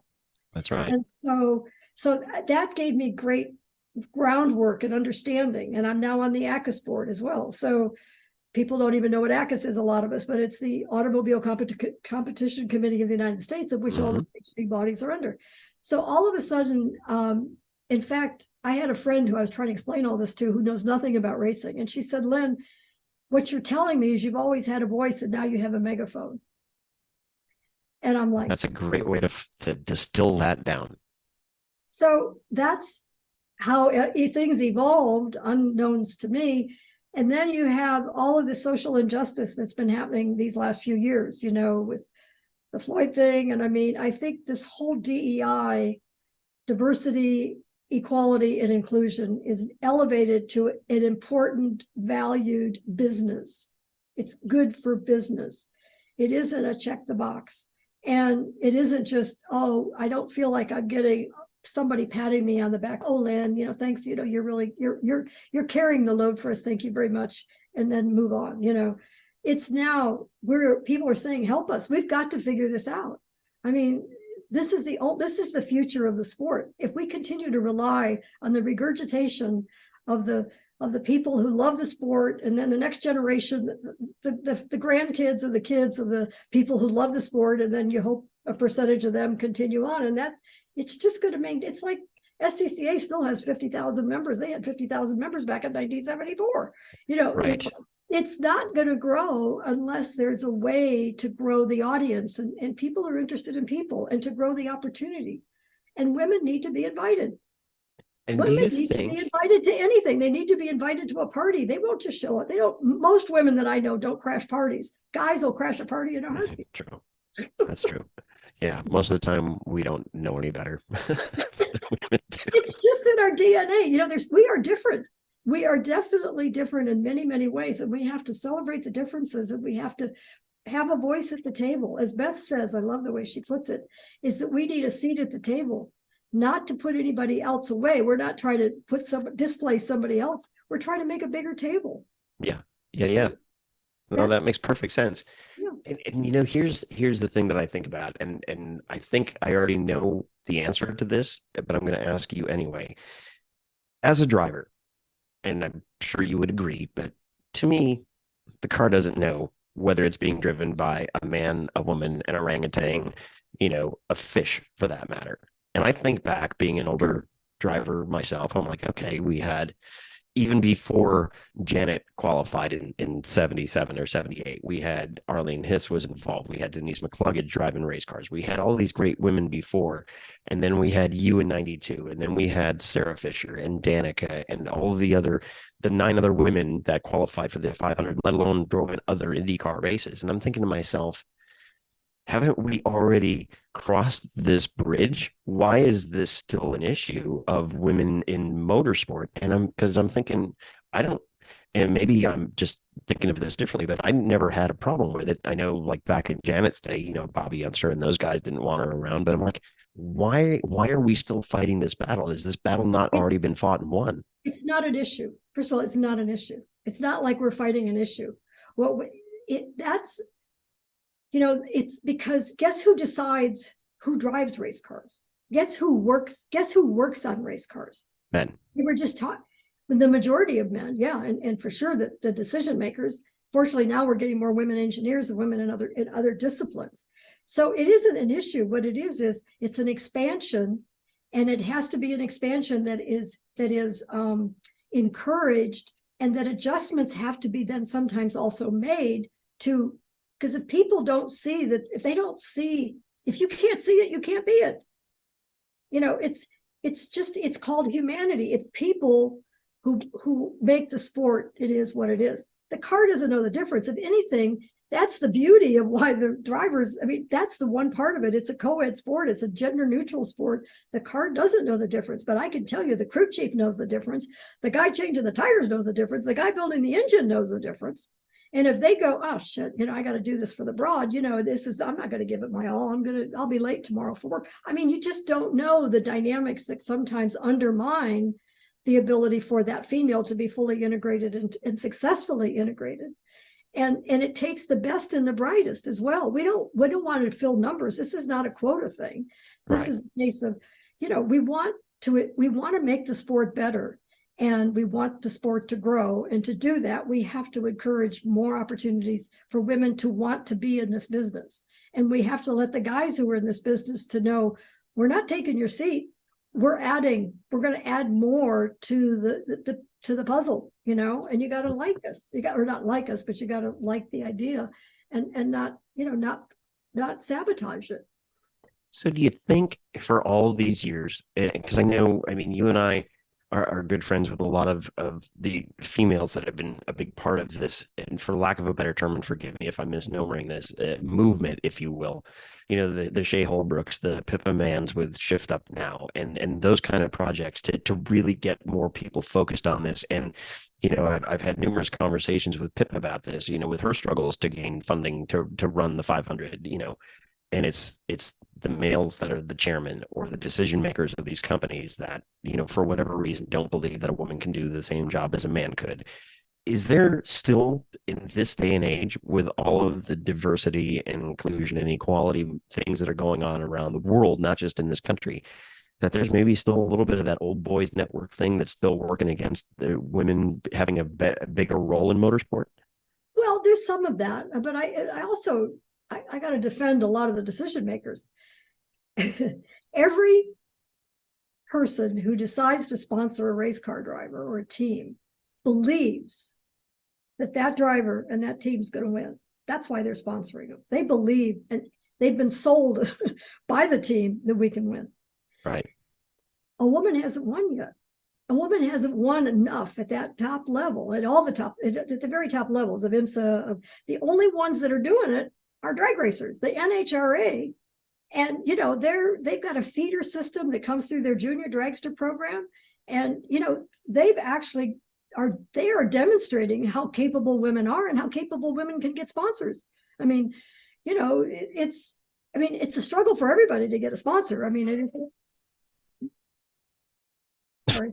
That's okay. But you know what? That's a really great point. That was one of the questions that I wanted to ask you, because I think about this all the time. Because another really good friend of mine, in fact, she's on the board of directors of my daughter's foundation, is 5-time NHRA Pro Stock champion Erica Enders. She's a really good friend of mine.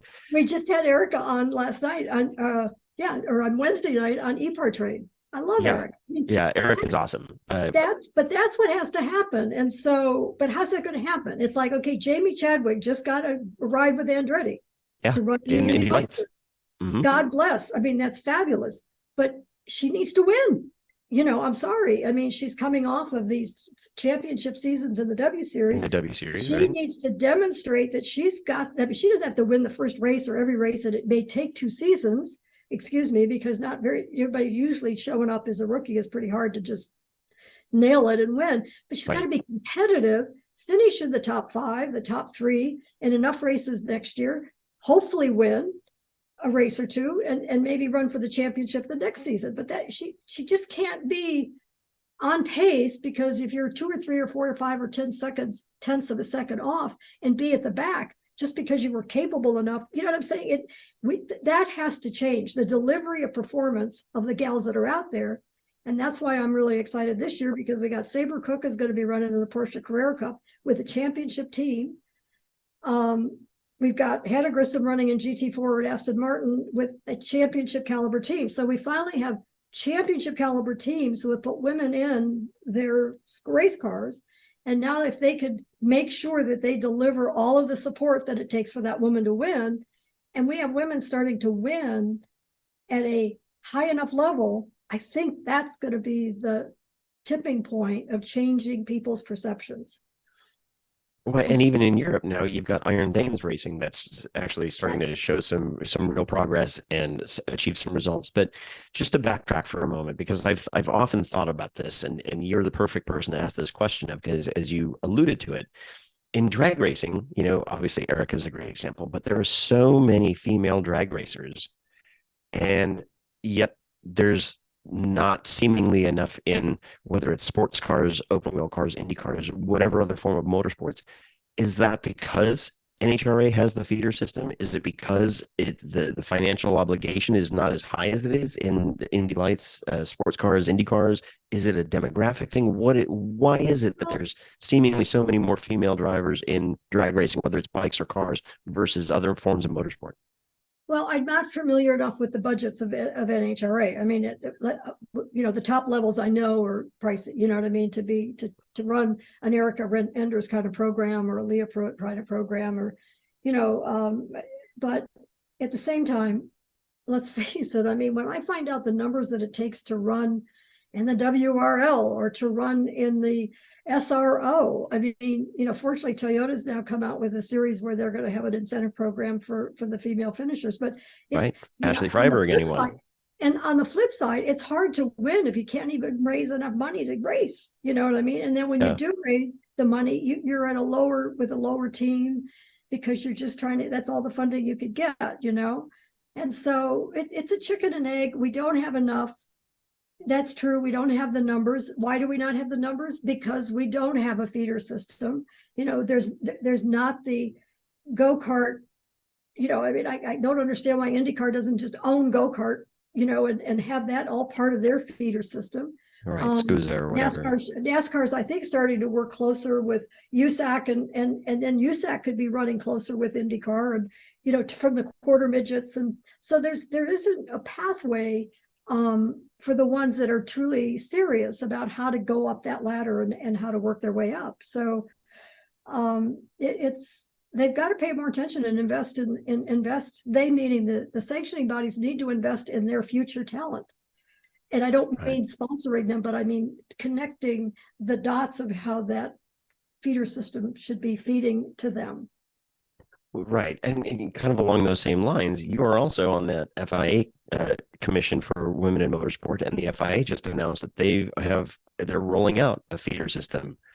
There's a lot of controversy about that. Thank you. I mean, nobody even knows about what that's really going to consist of, their F1 Academy. Mm-hmm. And not only that, we all on the FIA Commission, myself and Beth and Laura from GM and every other 30 other members from all over the country, we're questioning what the heck that is, because we don't need another all-female competition, and nobody really knows who's doing what. And part of that is probably setting up to fail, because if it fails, they can 4 or 5 years from now can say, well, see, we tried to do something. Right. And in the meantime, it sets back the progress, almost exponentially. Yeah. And as we talk about that, though, then we saw with the W Series how they canceled the last couple of races of the season this year. There's questions about that business model. I mean, that was dependent on significant independent funding. Right. And, it was a great opportunity for those drivers to get experience racing, on tracks all over the world, and they didn't have to bring money, and it was such a well-intended effort. I mean, I know Catherine who created that, and God bless her, but it's a very difficult sustainable program, and having women only compete against women to let I know that's a big debate too. I mean, it's not that complicated to figure out how to have a developed a development program. I mean, you look at other sports, they figured out how to do that. And there's no reason we can't do that, that we can't have a ladder and a development program that you fund so that the drivers, that when they get to a level of getting their own funding, they're actually ready to compete, and it's as opposed to field fillers, because they raised some money, but they're clueless about what it really takes. And some young kid comes in from some other part of the world that has a trust fund that can big South American money, whatever it happens to be. Yeah, whatever. I mean, I don't want to take it away that it's their fault. I'm just saying that we don't have an investment in our talent. We don't have an investment in our feeder system and in our talent pool. But Well, now that we're starting to see more, like with Beth's program, for the 500, predominantly female run. And now we're seeing, just my recent experience with McLaren, both on the IndyCar and the F1 side, there's more and more females involved in that. There's definitely, and that'll help. That'll help because and that's exactly what women in motorsports North America, we don't have the bandwidth. We don't have all the answers and we can't fix it. But what we can do is be there as a resource and be there as a pain in the butt to continue to remind other people to be doing something. I'm not going to undermine or criticize what everybody else is doing. I shouldn't be doing that. You've kind of taken me off on a panel that I should have done, but because it's like you hate to see a waste of money. You hate to see people just throw money at something and know that it's probably not going to sustain. It's not sustainable. And so, but what we want to do is to be a reminder and a resource and to celebrate and amplify the importance of it. That's what Women in Motorsports is about. We're not a movement. But we are wanting to be a resource. Go to our website. We have Racing 101 on there so that a lot of people don't even understand how a race team is organized, and we have, we're a wealth of knowledge and information, a portal of information, a portal of advocacy about Shift Up Now and all the other programs that are out there. There's scholarships available. We just want to be a resource. We want to be a solution. We have the summit, which will be happening in Phoenix. Our third summit will be November 7th and 8th. I really appreciate you promoting that at Phoenix Raceway. And, we're going to invite people to come from all disciplines, and everybody in the industry is investing in it so that we can start to really create a big net of knowledge and of support of what's possible and amplify that and celebrate it. Well, at the end of the day, whether we're trying to further, women in motorsports at whatever level, driver, engineer, PR, whatever it is, as you said, and you learned this early on in your career, it's all about those relationships, right? And the networking and allegiances and alliances and things like that. So, and that's what's made this different than anything I did before, because I'm, as much as I'm still dedicated personally about the driver, I'm invested in the driver development part of it. Is that Women in Motorsports North America is about all disciplines. And that's what's really made the difference. We've created a community, and that community are people that have, who are invested in wanting to help grow the industry. I mean, that's really what it's about. So it's kind of cool. Well, and I was wondering how all of these factions, like, Women in Motorsport North America, Shift Up Now, the different groups, I'm like, how do they all coincide together without muddying the message? But you just clarified it for me, where it's like so. You're kind of the portal to support these other organizations. We promote Shift Up Now on our So we just wanted this be this little we want to be this big umbrella that so that if anybody is interested, they don't have to figure out. They just go to us, and then we're going to tell them, oh, go over here, go over there, go take up Shift Up Now, there's a next gen. John Della Penna's daughter, Michelle Della Penna, started a scholarship for girls in karting. So go there. We've got. We're like a traffic director. Yeah. No, that actually clarified it for me, because I was curious about that before we talked. So that's good to know. So what are next steps for Women in North America? Well, Women in Motorsports North America. Yeah, we are working on our summit for next year, and we're trying to make sure we hit our topics, so that it's the kind of thing that really people need to want to know about and resonate. So we're working on that. We're working on, quite frankly, some of the organizational aspects of it, because we have accelerated our success so much faster than we anticipated.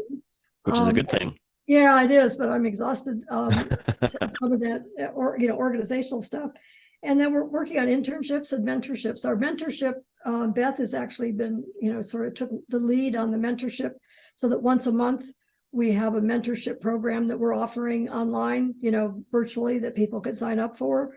It'll have all different disciplines and represent different disciplines.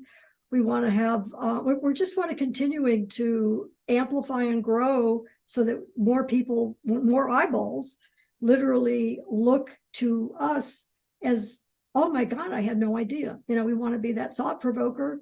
And so we're going to find ways to do that. Social media is obviously one of the ways. I got to find some organization that'll take that lead, because I don't know shit about social media. So, I'm too old. Understood. Yeah. Gotcha. Wow, that's you never cease to amaze me, Lynn. You've always got something going on, man, and everything that's building with all the stuff that you've got your hands in. And I know you've got your fingers on some things that aren't specific to motorsports, some other automotive stuff that you're involved in. But as we get ready to throw the checkered flag on this episode, because I've kept you on the phone here for 2 hours, and I really, really appreciate that time. But is there anything that we didn't talk about that you want to talk about? I know we kind of touched on your book. We touched on, the women in North America and motorsport North America. Um, Anything that I've missed? No, not really. I mean, right now, Women in Motorsports North America is sort of my focus, my highest priority.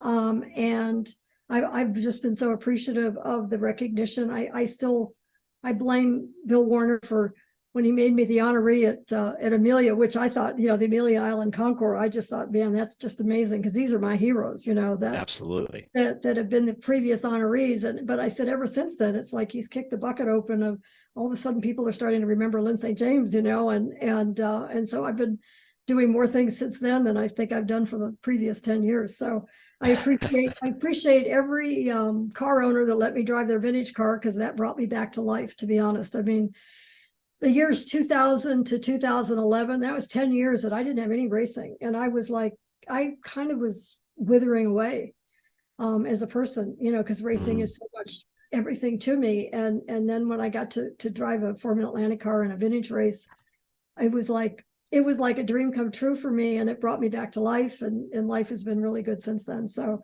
so I just am thankful and blessed, and trying to do the best I can, to still make this sport has been so freaking good to me, and I love it so much. I want more people to have that experience. And I want them to bring their value. I know I've brought some value to the sport. I want more of them to bring that same value to make the sport better. And I will work tirelessly to try to do that.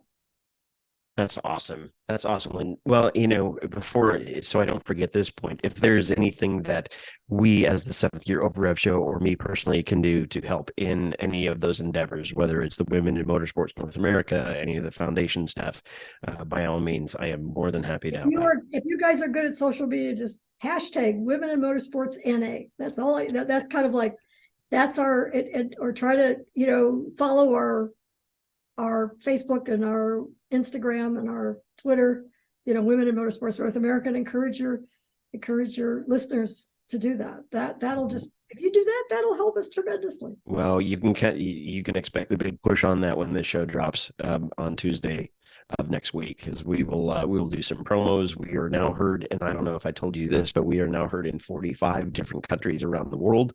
Wow. We will, with this episode, thanks to you, Lynn, we will break the 4,500 download mark. We will be on virtually every social media platform, other than, I don't think we're on TikTok or Snapchat at this point, but that's beyond my pay grade. So will we see you back in a vintage car for anytime soon? Are you going to be able to get back in? You're going to be able to be good enough for that? No, not anytime soon. No, I did some hot laps. I gave some rides recently at Road America. I enjoy that. Nice getting back in and just going at speed and not worried about looking for a cop in my back, mirror. But no, my body took a pretty bad toll from that last crash. Yeah.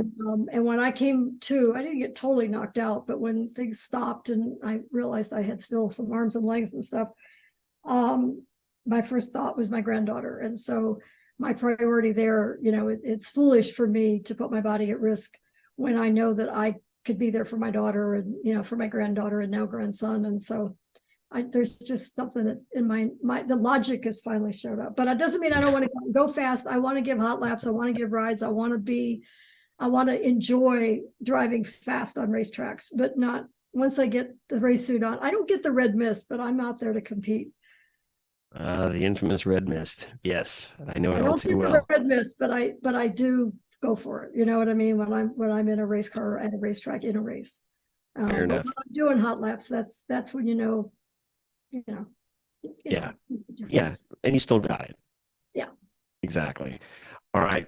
Just a couple more questions here, Lyn, for you. Of all the things that you've driven, whether it's your personal street cars that you've had that have been cool over the years, your race cars, even the vintage cars that you didn't even own or that you were asked to drive, Amelia cars, whatever it happens to be, what's probably been your favorite car that you've driven in your entire history, both professional as well as personal? Well, most of the older cars are the cars from my older part of my career. I had some good ones and some sweet ones. And of course, the Indy car is the best. I mean, the Lola, the 94 with the Turbo 4, I mean, it was just the sweetest, But I have to say, and Kevin Doran knows this, that I got to race his Ford GT that he built from like the 2007 era Ford GT. And it had adjustable power steering. It had adjustable seats where I could literally get fitted in the car. And on top of that, it had air conditioning, which I never used because I didn't know how to turn it on. But that car was so well balanced, and it brakes, and it had all the current technology, but not too much of it. It didn't have ABS, but it's still just the brakes worked. And I said, it's the first time I've ever driven a race car that I didn't have to wrestle with, to get around the racetrack. I mean, it was just, and so that probably from my memory now, I asked Kevin, I said, when I'm going to turn my last laps in a race car, I want it to be in this one. He knows that. Nice. Very nice. Yeah. All right. Now we've got two sides to the same coin. You've driven against a lot of top line competitors over the years, even, back in the early and mid 80s when it was the wild, wild west with guys like the Whittingtons and all those guys. But it's like, I'm sure you came across more than your fair share of, let's say, difficult competitors, drivers, predominantly men, of course, that made your life difficult, that were, quite frankly, probably assholes. Who was the biggest asshole you ever raced against, or or had as a teammate, for that matter? Robert Lapalanian. I mean, he was really? Yeah, and he put me on the wall at St. Pete stupidly. And so, I've had some dirty drivers and pissed off drivers, and I'm sure I pissed off some drivers too, but that was just so senseless. I mean, he literally put me on the wall. So, and and also had made my life difficult before that. So that was the dirtiest and the worst. Gotcha. And at the same time, like I said, on the other side of the coin, of all the drivers that you've run against, who is the competitor that you've raced against that you probably have the greatest respect for? Well, there were two. An IndyCar, Rick Mears. I only got to race on the racetrack with him, I think 1 or 2 seasons. But that man is just like, even if you follow him in an IndyCar, I mean, it's like the car is just, he's got a magic about that. You know what I mean? It's just the car. It's just like they're floating. Pisses me off. It's like, how does he do that? It's like, how do you get to that Zen level of I mean, and he had it at Indy. And then Scott Pruitt, I always admired greatly. I mean, Scotty's just, my comment once to it when I was being interviewed at Cleveland, I remember it. I said, look, God didn't teach me how to walk on water like he did Scott Pruitt. He just taught me how to pedal real hard. So, I mean, Scott Pruitt is just an incredible talent. And he would never teach me as much as I wanted him to teach me as a teammate, but he definitely knew how to get everything out of a race car. A huge amount of respect for him. Fair enough. And we will leave it at that. So once again, Lyn St James, it has been our honor, my honor, my pleasure to get a chance to actually talk with you in earnest here. And thank you so much for carving out a couple of hours of your Friday night when I'm sure you could be doing other things to chat with us here on the Seventh Year Over Rev show. But it has been a great pleasure and an honor to speak with you, and continued success with everything that you're doing, whether it's on the FIA side of things or the Women in Motorsport North America. It has been our pleasure to have you, and thank you so very, very much. Well, thanks, Kevin. It was fun. I normally wouldn't have had this much of a time, but it's the first race car driver that I've actually done an actual podcast interview with. So it was like talking to a racer. You know how us racers are. We bench race really well. So absolutely. Well, I hope it was enjoyable for you. It certainly was for me. It was fun. It was fun. Thanks.